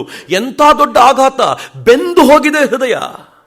ಒಂದು ಕಡೆ ಭಗವಂತನಿಲ್ಲ ಅಂತ ಗೊತ್ತಾಗುವಂತ ಹಂತದಲ್ಲಿದ್ದಾನೆ, ಮತ್ತೊಂದು ಕಡೆ ಹೃದಯ ಬೆಂದೋಗಿದೆ. ಏನ್ ಮಾಡಬೇಕು ಅಂತ ಗೊತ್ತಿಲ್ಲದೆ ಹೋದಾಗ ಹೇಗೆ ಭೂಮಿ ಹಸನಾಗಿತ್ತು ಅಂತಂದ್ರೆ, ಗುರುದೇವ ರಾಮಕೃಷ್ಣರು ಬಿತ್ತಿದ ಬೀಜ ಹೆಮ್ಮರವಾಗಲಿಕ್ಕೆ ಕಾತರವಾಗಿ ಕಾಯ್ತಾ ಇತ್ತು ಅಂತ. ಹಾಗೆ ಮಾರ್ಗರೆಟ್ ನೋಬೆಲ್ಳಿಗೆ ಅವಳ ಭೂಮಿ ಹೇಗೆ ಹಸನಾಗಿತ್ತು ಅಂತಂದ್ರೆ, ದುಃಖ ಎಷ್ಟು ಬರಬೇಕೋ ಬಂದಾಗಿದೆ. ಆಕೆಗೆ ಗೊಂದಲಗಳು ಏನೇನಿರಬೇಕೋ ಎಲ್ಲವೂ ಸಿಕ್ಕಾಗಿದೆ. ಎಲ್ಲ ಗೊಂದಲಗಳು ಎದುರಿಗೆ ಹರಡಿಕೊಂಡು ಬಿದ್ದೋಗಿವೆ. ಆ ಗೊಂದಲಗಳ ನಡುವೆ ದಾಟ್ಕೊಂಡು ಬರಬೇಕು. ಏನು ಉತ್ತರ ಅಂತ ಗೊತ್ತಾಗ್ತಿಲ್ಲ ಅವಳಿಗೆ. ಈಗ ಉತ್ತರ ಕೊಡಬಲ್ಲಂತ ಸಮರ್ಥ ವ್ಯಕ್ತಿಯೊಬ್ಬ ಬೇಕು, ಆದರೆ ಅವಳಿಗೆ ಯಾರ ಮೇಲೂ ನಂಬಿಕೆ ಅನ್ನೋದು ಇಲ್ಲವೇ ಇಲ್ಲ. ಈ ಹೊತ್ತಲ್ಲಿ ಅಮೆರಿಕಾದ ಸರ್ವಧರ್ಮ ಸಮ್ಮೇಳನದಲ್ಲಿ ಜಯಭೇರಿಯನ್ನು ಬಾರಿಸಿ ಬಂದಂಥ ಸ್ವಾಮಿ ವಿವೇಕಾನಂದರು ಯುರೋಪಿಗೆ ಕಾಲಿಟ್ಟಿದ್ರು. ಲೇಡಿ ಮಾರ್ಗೆಸನ್ ಅನ್ನುವಂಥ ಒಂದು ಮನೆಯಲ್ಲಿ ಸ್ವಾಮಿ ವಿವೇಕಾನಂದರದ್ದು ಒಂದು ಸಣ್ಣ ಉಪನ್ಯಾಸ, ಮಾತುಕತೆ, ಹೇಗೆ ಬೇಕಿದ್ರು ಕರ್ಕೊಳ್ಳಿ ಅದನ್ನು. ಆ ಮಾತುಕತೆಗೆ ಹೋಗಬೇಕು ಅನ್ನೋ ಕಾರಣಕ್ಕೆ ಈ ಬೆನಜರ್ ಕುಕ್ ಅಂತ ಇವಳ ಕ್ಲೋಸ್ ಫ್ರೆಂಡ್, ಮಾರ್ಗರೆಟ್ ನೋಬೆಲ್ ಹೇಳಿದ್ದು. ಇವಳದೇ ಶಾಲೆಯಲ್ಲಿ ಆರ್ಟ್ ಟೀಚಿಂಗ್ ಮಾಡ್ತಿದ್ದ. ಮುಂದೆ ನಿವೇದಿತಾ ಒಳಗೆ ಹುಟ್ಟಿದಂಥ ಆರ್ಟ್ನ ಒಂದು ಚಿಗುರೊಡೆದಿರುವಂಥ ಪುಷ್ಪಕ್ಕೆ ನೀರೆರೆದಿದ್ದು ಆತನೇ ಅಂತ ಈ ಬೆನಜರ್ ಕುಕ್ ಹೇಳ್ದ. ಒಬ್ಬ ಅದ್ಭುತವಾದ ವ್ಯಕ್ತಿ ಬಂದಿದ್ದಾನೆ, ನಿನ್ನ ಅನೇಕ ಪ್ರಶ್ನೆಗಳಿಗೆ ಉತ್ತರ ಕೊಡಬಹುದು ಅವನು, ನಾವು ಅನೇಕ ಪ್ರಶ್ನೆಗಳಿಗೆ ಯಾವುದಕ್ಕೂ ಉತ್ತರ ಕೊಡ್ಲಿಕ್ಕೆ ಆಗ್ಲಿಲ್ವೋ, ನೀನು ಹುಡುಕ್ತಾ ಇದ್ಯೋ, ಅವನು ಉತ್ತರ ಕೊಡಬಹುದು, ಯಾಕೊಂಡು ಟ್ರೈ ಮಾಡಬಾರ್ದು ಅಂತ. ಗೊತ್ತಿಲ್ಲ ಅವಳಿಗೆ ಎಷ್ಟು ಆಸಕ್ತಿ ಇತ್ತೋ, ಅದು ಅಚ್ಚರಿಯ ಸಂಗತಿ. ಆಸಕ್ತಿ ಇತ್ತು ಅಂತ ಎಲ್ಲರೂ ಹೇಳ್ತಾರೆ. ನಂಗೆ ಆಸಕ್ತಿ ಇತ್ತು ಅಂತ ಹೇಳಲಿಕ್ಕೆ ಅನುಮಾನ ಯಾಕೆ ಅಂತಂದರೆ, ಅವತ್ತಿನ ದಿನ ವಿವೇಕಾನಂದರ ಮಾತನ್ನು ಕೇಳಲಿಕ್ಕೆ ಎಷ್ಟು ಜನ ಬಂದಿದ್ರೋ ಅದರಲ್ಲಿ ಕೊನೆಯದಾಗಿ ಬಂದವಳು ಇವಳೆ ಅಂತ. ಯಾಕಾದರೂ ಹೋಗಬೇಕು ಅನ್ನೋದಿನ್ನು ಭಾಳ ಆಸಕ್ತಿಯಿಂದ ಫಸ್ಟ್ ರೋನಲ್ಲಿ ಫಸ್ಟ್ ಬಂದು ಕೂತವಳೇನಲ್ಲ ಅವಳು, ಕೊನೆಯದಾಗಿ ಬಂದು ಕೂತ್ಕೊಂಡಂತೆ. ಅವಳೇ ಬರ್ಕೊಳ್ತಾಳೆ, ನಾನು ಬಂದಾಗ ಹೇಗಿತ್ತು ಅಂತಂದರೆ ಎಲ್ಲರೂ ಅದಾಗಲೇ ಬಂದು ಕೂತಾಗಿತ್ತು, ನಾನೇ ಲಾಸ್ಟು. ನಾನು ಕೂತ್ಕೊಂಡಾಗ ತಾನು ಕೂತ್ಕೊಂಡಂಥ ಫ್ರಾಕ್ ಏನು ಹಾಕಿದ್ಲಲ್ಲ ಅವಳೇನು ಡ್ರೆಸ್ ಹಾಕಿದ್ಲಲ್ಲ ಅದು ಹರಡ್ಕೊಳ್ತು, ನನ್ನದು ಸದ್ದಾಗುತ್ತಲ್ಲ ಅಂತ ಒಂದು ಗುಡ್ಡೆ ಹಾಕ್ಕೊಂಡು ಎಳ್ಕೊಂಡು ಕೂತ್ಕೊಂಡೆ ಸೈಲೆಂಟಾಗಿ, ಯಾರಿಗೂ ಡಿಸ್ಟರ್ಬ್ ಆಗಬಾರ್ದು ಅಂತ. ಲೇಡಿ ಮಾರ್ಗೆಸನ್ ಬಂದು ಬರೋರೆಲ್ಲ ಬಂದಾಗಿದೆ, ನೀವು ಮಾತಾಡ್ಬೋದು ಅಂತ ಸ್ವಾಮೀಜಿಗೆ ಮಾತಾಡ್ಲಿಕ್ಕೆ ಹೇಳಿದಾಗ ಸ್ವಾಮೀಜಿಯ ಮಾತು ಶುರುವಾಯಿತು. ಅದೊಂದು ಓತಪ್ರೋತ ಪ್ರವಾಹ. ಸ್ವಾಮೀಜಿ ಮಾತಾಡ್ಲಿಕ್ಕೆ ಕೂತ್ರೆ ಸ್ವಾಮೀಜಿ ಒಂದು ಶಕ್ತಿ ಏನಿತ್ತು ಅಂತಂದರೆ, ಎದುರಿಗಿರೋರು ಯಾರು ಅಂತ ನೋಡ್ತಿದ್ರು, ಅವರ ಲೆವೆಲ್ ಏನು ಅಂತ ಗುರುತಿಸಿ ಅದಕ್ಕೆ ತಕ್ಕಂತೆ ಮಾತಾಡ್ತಿದ್ರು. ಎದುರಿಗಿರೋರಿಗೆ ಏನು ಬೇಕು ಅದನ್ನು ಕೊಡ್ಲಿಕ್ಕೆ ಗೊತ್ತಿತ್ತು ಅವರಿಗೆ. ಭಾರತಕ್ಕೆ ಬಂದಾಗ ಸ್ವಾಮೀಜಿ ಮಾತಾಡಿರೋ ಮಾತುಗಳು ಬೇರೆ, ಮಾತಿನ ಶೈಲಿ ಬೇರೆ. ಸ್ವಾಮಿ ವಿವೇಕಾನಂದರು ಅಮೆರಿಕ ಮತ್ತು ಯುರೋಪ್ನಲ್ಲಿದ್ದಾಗ ಅಲ್ಲಿ ಮಾತಾಡಿರುವ ಮಾತುಗಳು ಬೇರೆ, ಮಾತಾಡಿರುವ ಶೈಲಿ ಬೇರೆ. ಯಾಕೆಂದರೆ ಅವರಿಗೆ ಗೊತ್ತಿತ್ತು ಅಮೆರಿಕನರು ಭೌತಿಕ ವಿಜ್ಞಾನದಲ್ಲಿ ತುಂಬ ಮುಂದುವರೆದಿದ್ದಾರೆ. ಅಮೆರಿಕಾದಲ್ಲಿ ಮಾತಾಡಿರುವಂಥ ಎಲ್ಲ ಮಾತುಗಳು ಸ್ವಾಮಿ ವಿವೇಕಾನಂದರದ್ದು ಭೌತಿಕ ವಿಜ್ಞಾನದ ಆಧಾರದ ಮೇಲೆ ಇರುವಂಥದ್ದು. ಯುರೋಪ್ನಲ್ಲಿ ಸ್ವಾಮಿ ವಿವೇಕಾನಂದರು ಏನು ಮಾತಾಡ್ತಾರೋ ನೀವು ನೋಡಿದ್ರೆ ಅದು ಮಾನಸಿಕ ವಿಜ್ಞಾನವನ್ನು ಟಚ್ ಮಾಡ್ತಾರೆ. ಯಾಕೆಂದ್ರೆ ಯುರೋಪ್ನಲ್ಲಿ ಇದ್ದವರೆಲ್ಲ ಈ ವಿಜ್ಞಾನದ ಕುರಿತಂತೆ, ಅಲ್ಲಿ ತುಂಬಾ ಆ ಥರದ ವಿಜ್ಞಾನಿಗಳಾಗಿ ಹೋಗಿದ್ದರಿಂದ ಅಂಥ ವಿಜ್ಞಾನದ ಕುರಿತಂತೆ ಆಸಕ್ತಿ ಹೊಂದಿದ್ದವರಾಗಿದ್ದರು.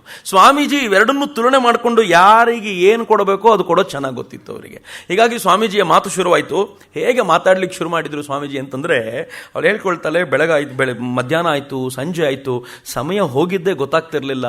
ಅನೇಕರು ಹೊರಗಡೆ ಬಂದು ಮಾತು ಮುಗಿದ ನಂತರ ಸ್ವಾಮಿ ವಿವೇಕಾನಂದರು ಅವತ್ತು ಮಾತನಾಡ್ತಾ ಕೆಲವಾರು ಸತ್ಯ ಸಂಗತಿಗಳು ಅಥವಾ ಕೆಲವಾರು ವಿಚಿತ್ರವಾದ ಸಂಗತಿಗಳನ್ನು ಹೇಳಿದರು. ಸ್ವಾಮೀಜಿ ಏನು ಹೇಳಿದ್ರಂತೆ ಆಕೆಗೆ, ಯಾವ ಮನುಷ್ಯನೂ ಕೂಡ ಸುಳ್ಳಿನಿಂದ ಸತ್ಯದ ಕಡೆಗೆ ಹೋಗಲ್ಲ, ಆದರೆ ಲೋಯರ್ ಟ್ರೂತ್ನಿಂದ ಹೈಯರ್ ಟ್ರೂತ್ ಕಡೆಗೆ ಹೋಗ್ತಾನೆ ಅಂತ. ಸುಳ್ಳು ಅನ್ನೋದೇನು ಇಲ್ವೇ ಇಲ್ಲ ಅಂತ. ಜಗತ್ನಲ್ಲಿ ಸುಳ್ಳು ಅನ್ನೋದು ಯಾವುದೂ ಇಲ್ಲ. ಯಾವುದು ಸುಳ್ಳು ಅಂತ ನೀವು ಕರಿತೀರೋ ಅದು ಲೋಯರ್ ಟ್ರುತ್ ಅಷ್ಟೇ. ಮನುಷ್ಯ ಲೋಯರ್ ಟ್ರುತ್ ಅಲ್ಲಿ ಇರ್ತಾನೆ, ಅಲ್ಲಿಂದ ಹೈಯರ್ ಟ್ರುತ್ತಿಗೆ ಹೋಗ್ತಾನೆ ಅಂತ. ಈ ತರದ ಸತ್ಯ ಸಂಗತಿಗಳನ್ನು ಅನಾವರಣ ಮಾಡ್ತಾ ಹೋದಂತೆ ಹೊಸದಾಗಿ ಕೇಳ್ತಾ ಇರುವಂತ ಸಂಗತಿಗಳವಳು.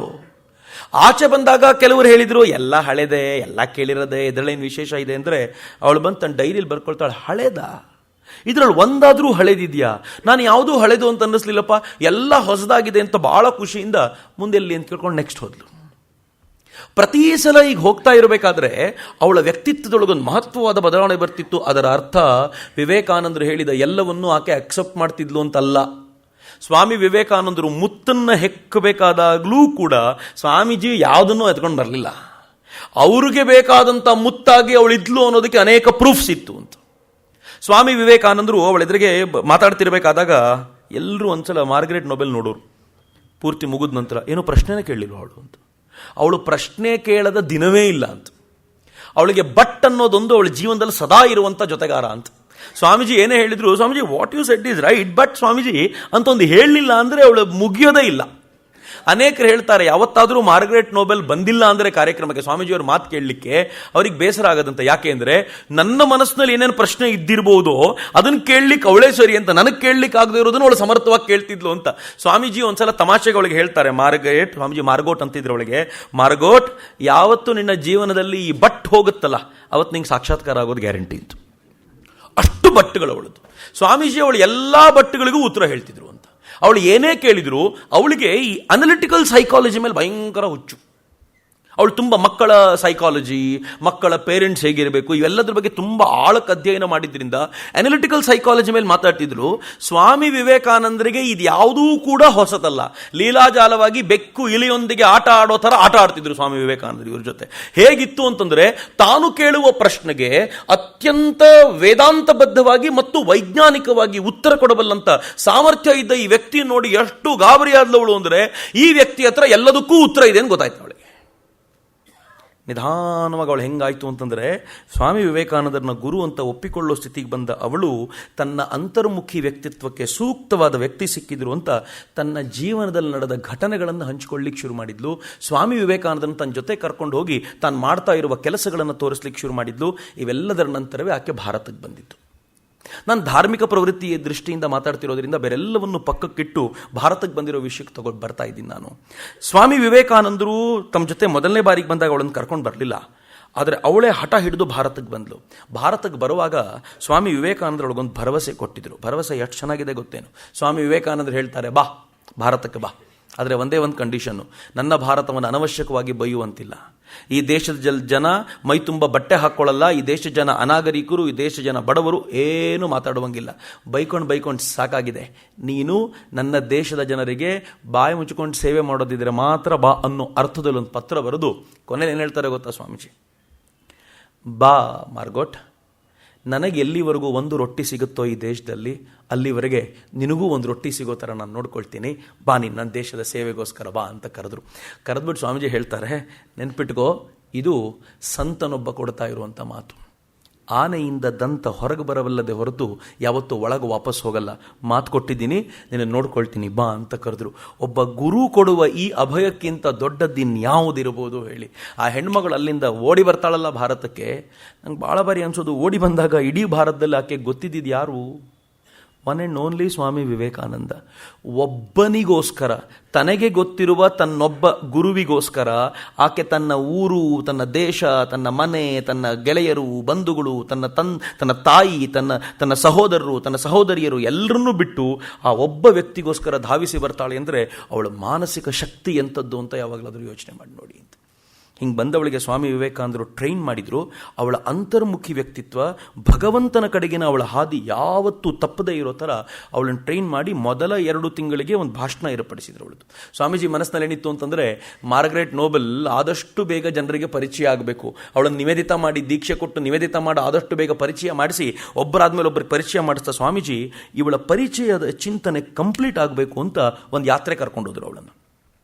ಈ ಯಾತ್ರೆ ಅವಳ ಜೀವನದಲ್ಲಿ ಒಂದು ಮಹತ್ತರವಾದ ಬದಲಾವಣೆ.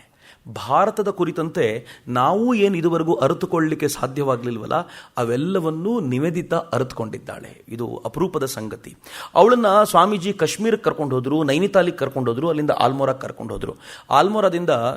ಆಲ್ಮೋರಾದಲ್ಲಂತೂ ಎಂಥ ದೊಡ್ಡ ಘಟನೆಗಳು ನಡೆದವು ಅಂತಂದರೆ, ಮಾರ್ಗರೆಟ್ ನೋಬೆಲ್ ಅಥವಾ ನಿವೇದಿತಾ, ಹೊತ್ತಲ್ಲಿ ನಿವೇದಿತಾ, ನಿವೇದಿತಾಗೆ ಸ್ವಾಮೀಜಿ ಎಷ್ಟು ಸೈಡ್ಲೈನ್ ಮಾಡಿದರು ಅಂದರೆ ಅವಳನ್ನು ಮಾತಾಡಿಸೋದು ಬಿಟ್ಟರು.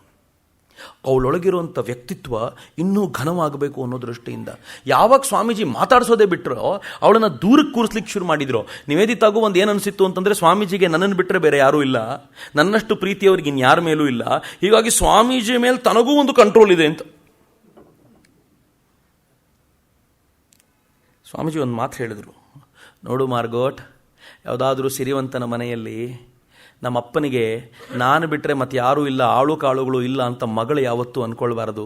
ಸಿರಿವಂತನ ಮನೆ ಅದು, ಒಬ್ಬರು ಬಿಟ್ಟರೆ ಮತ್ತೊಬ್ಬರು ಇರ್ತಾರೆ, ನಾನೇ ಸರ್ವಸ್ವ ಅಂತ ಯಾವತ್ತೂ ತಿಳ್ಕೊಳ್ಬಾರ್ದು, ನೆನಪಿರಲಿ ಅಂತ ಒಂದು ಸೂಕ್ಷ್ಮವಾದ ಎಚ್ಚರಿಕೆ ಕೊಟ್ಟರು. ಆದರೆ ಅವಳೆಲ್ಲ ಕೇಳ್ತಾಳೆ, ಅವಳು ವ್ಯಕ್ತಿತ್ವವೇ ಹಾಗೆ, ಒಮ್ಮೆ ಆವರಿಸಿಕೊಂಡ್ಲು ಅಂದರೆ ಪೂರ್ತಿ ಜುಟ್ಟೆ ಹಿಡಿತಾಳೆ ಅಂತ. ಇದನ್ನು ರವೀಂದ್ರನಾಥ್ ಟಾಗೋರ್ ಹೇಳ್ತಾರೆ. ರವೀಂದ್ರನಾಥ್ ಟಾಗೋರ್ ಎಷ್ಟು ಚೆನ್ನಾಗಿ ಹೇಳ್ತಾರೆ ಅಂತಂದರೆ, ನಿವೇದಿತಾಳದೊಂದು ವೈಶಿಷ್ಟ್ಯ ಅಂತಂದರೆ, ಯಾರಾದರೂ ಎದುರಿಗೆ ಸಿಕ್ಕಿದರೆ ಎದುರಿಗೆ ಸಿಕ್ಕವ್ರ ಮೇಲೆ ಪೂರ್ಣ ಪ್ರಭಾವವನ್ನು ನಿವೇದಿತ ಮಾಡಿಬಿಡ್ತಿದ್ಲಂತೆ. ಪೂರ್ಣ ಪ್ರಭಾವ ಹೇಗೆ ಅಂತಂದರೆ, ಎದುರಿಗೆ ಸಿಕ್ಕಂಥ ವ್ಯಕ್ತಿ ತನ್ನ ವಿಚಾರಧಾರೆಯನ್ನು ಒಪ್ಪಲೇಬೇಕು. ಅಕಸ್ಮಾತ್ ಅವನು ಒಪ್ತಾ ಇಲ್ಲ ಅಂತ ಗೊತ್ತಾದರೆ ಅವನ ಹತ್ರ ಮಾತಾಡ್ತಿರ್ಲಿಲ್ವಂತ, ಅವಳು ಪಕ್ಕಕ್ಕೆ ಹೋಗ್ಬಿಡ್ತಿದ್ಲ ಅಂತ. ಬೇಡ ನೀನು ಸಹವಾಸವೇ ಬೇಡ ಅಂತ.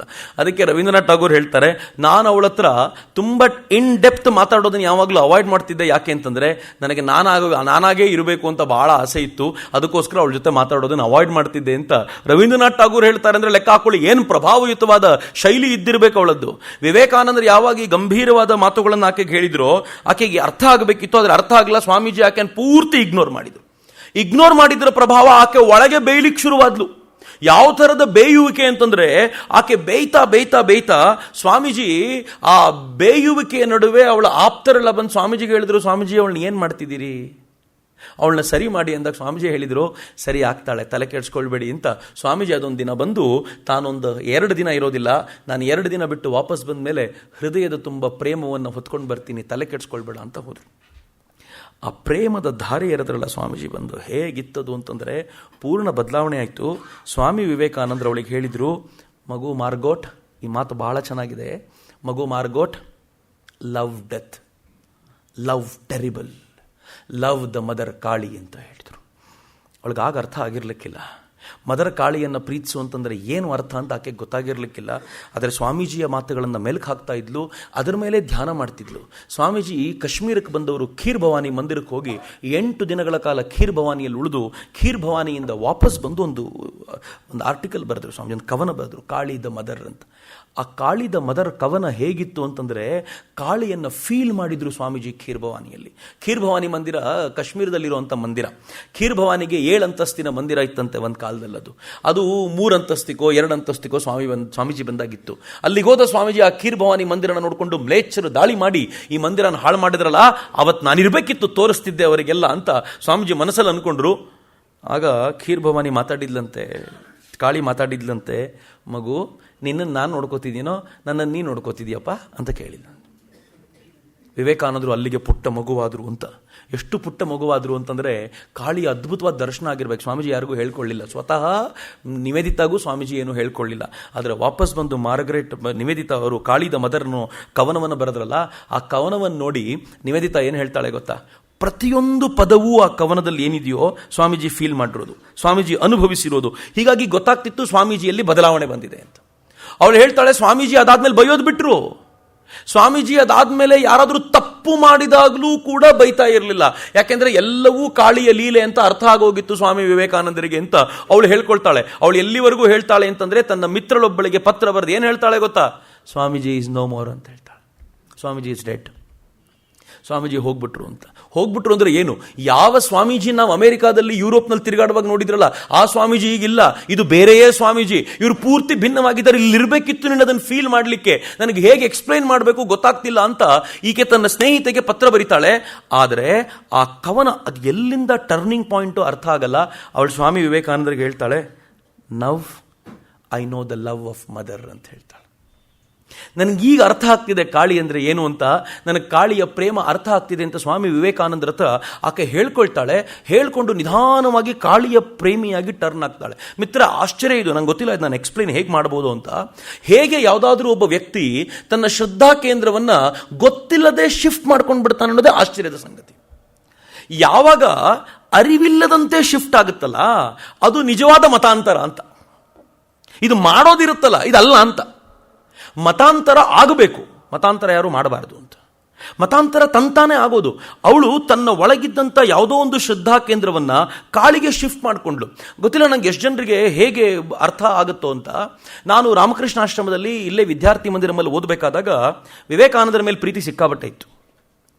ರಾಮಕೃಷ್ಣ ಆಶ್ರಮದಲ್ಲಿ ಮಧ್ಯೆ ರಾಮಕೃಷ್ಣನ ಕೂರಿಸಿ ಪಕ್ಕದಲ್ಲಿ ವಿವೇಕಾನಂದರನ್ನ ಕೂರಿಸೋದು ನೋಡಿದಾಗ ನಾನು ಬೈಕೊಳ್ತಿದ್ದೆ, ವಿವೇಕಾನಂದರಿಂದಾಗಿ ಈ ಪುಣ್ಯಾತ್ಮ ಫೇಮಸ್ ಆಗಿರೋದು. ವಿವೇಕಾನಂದರು ಇಲ್ಲದೆ ಹೋಗಿದ್ರೆ ಈ ಪುಣ್ಯಾತ್ಮನ ಯಾರು ಕೇಳ್ತಾ ಇದ್ರು?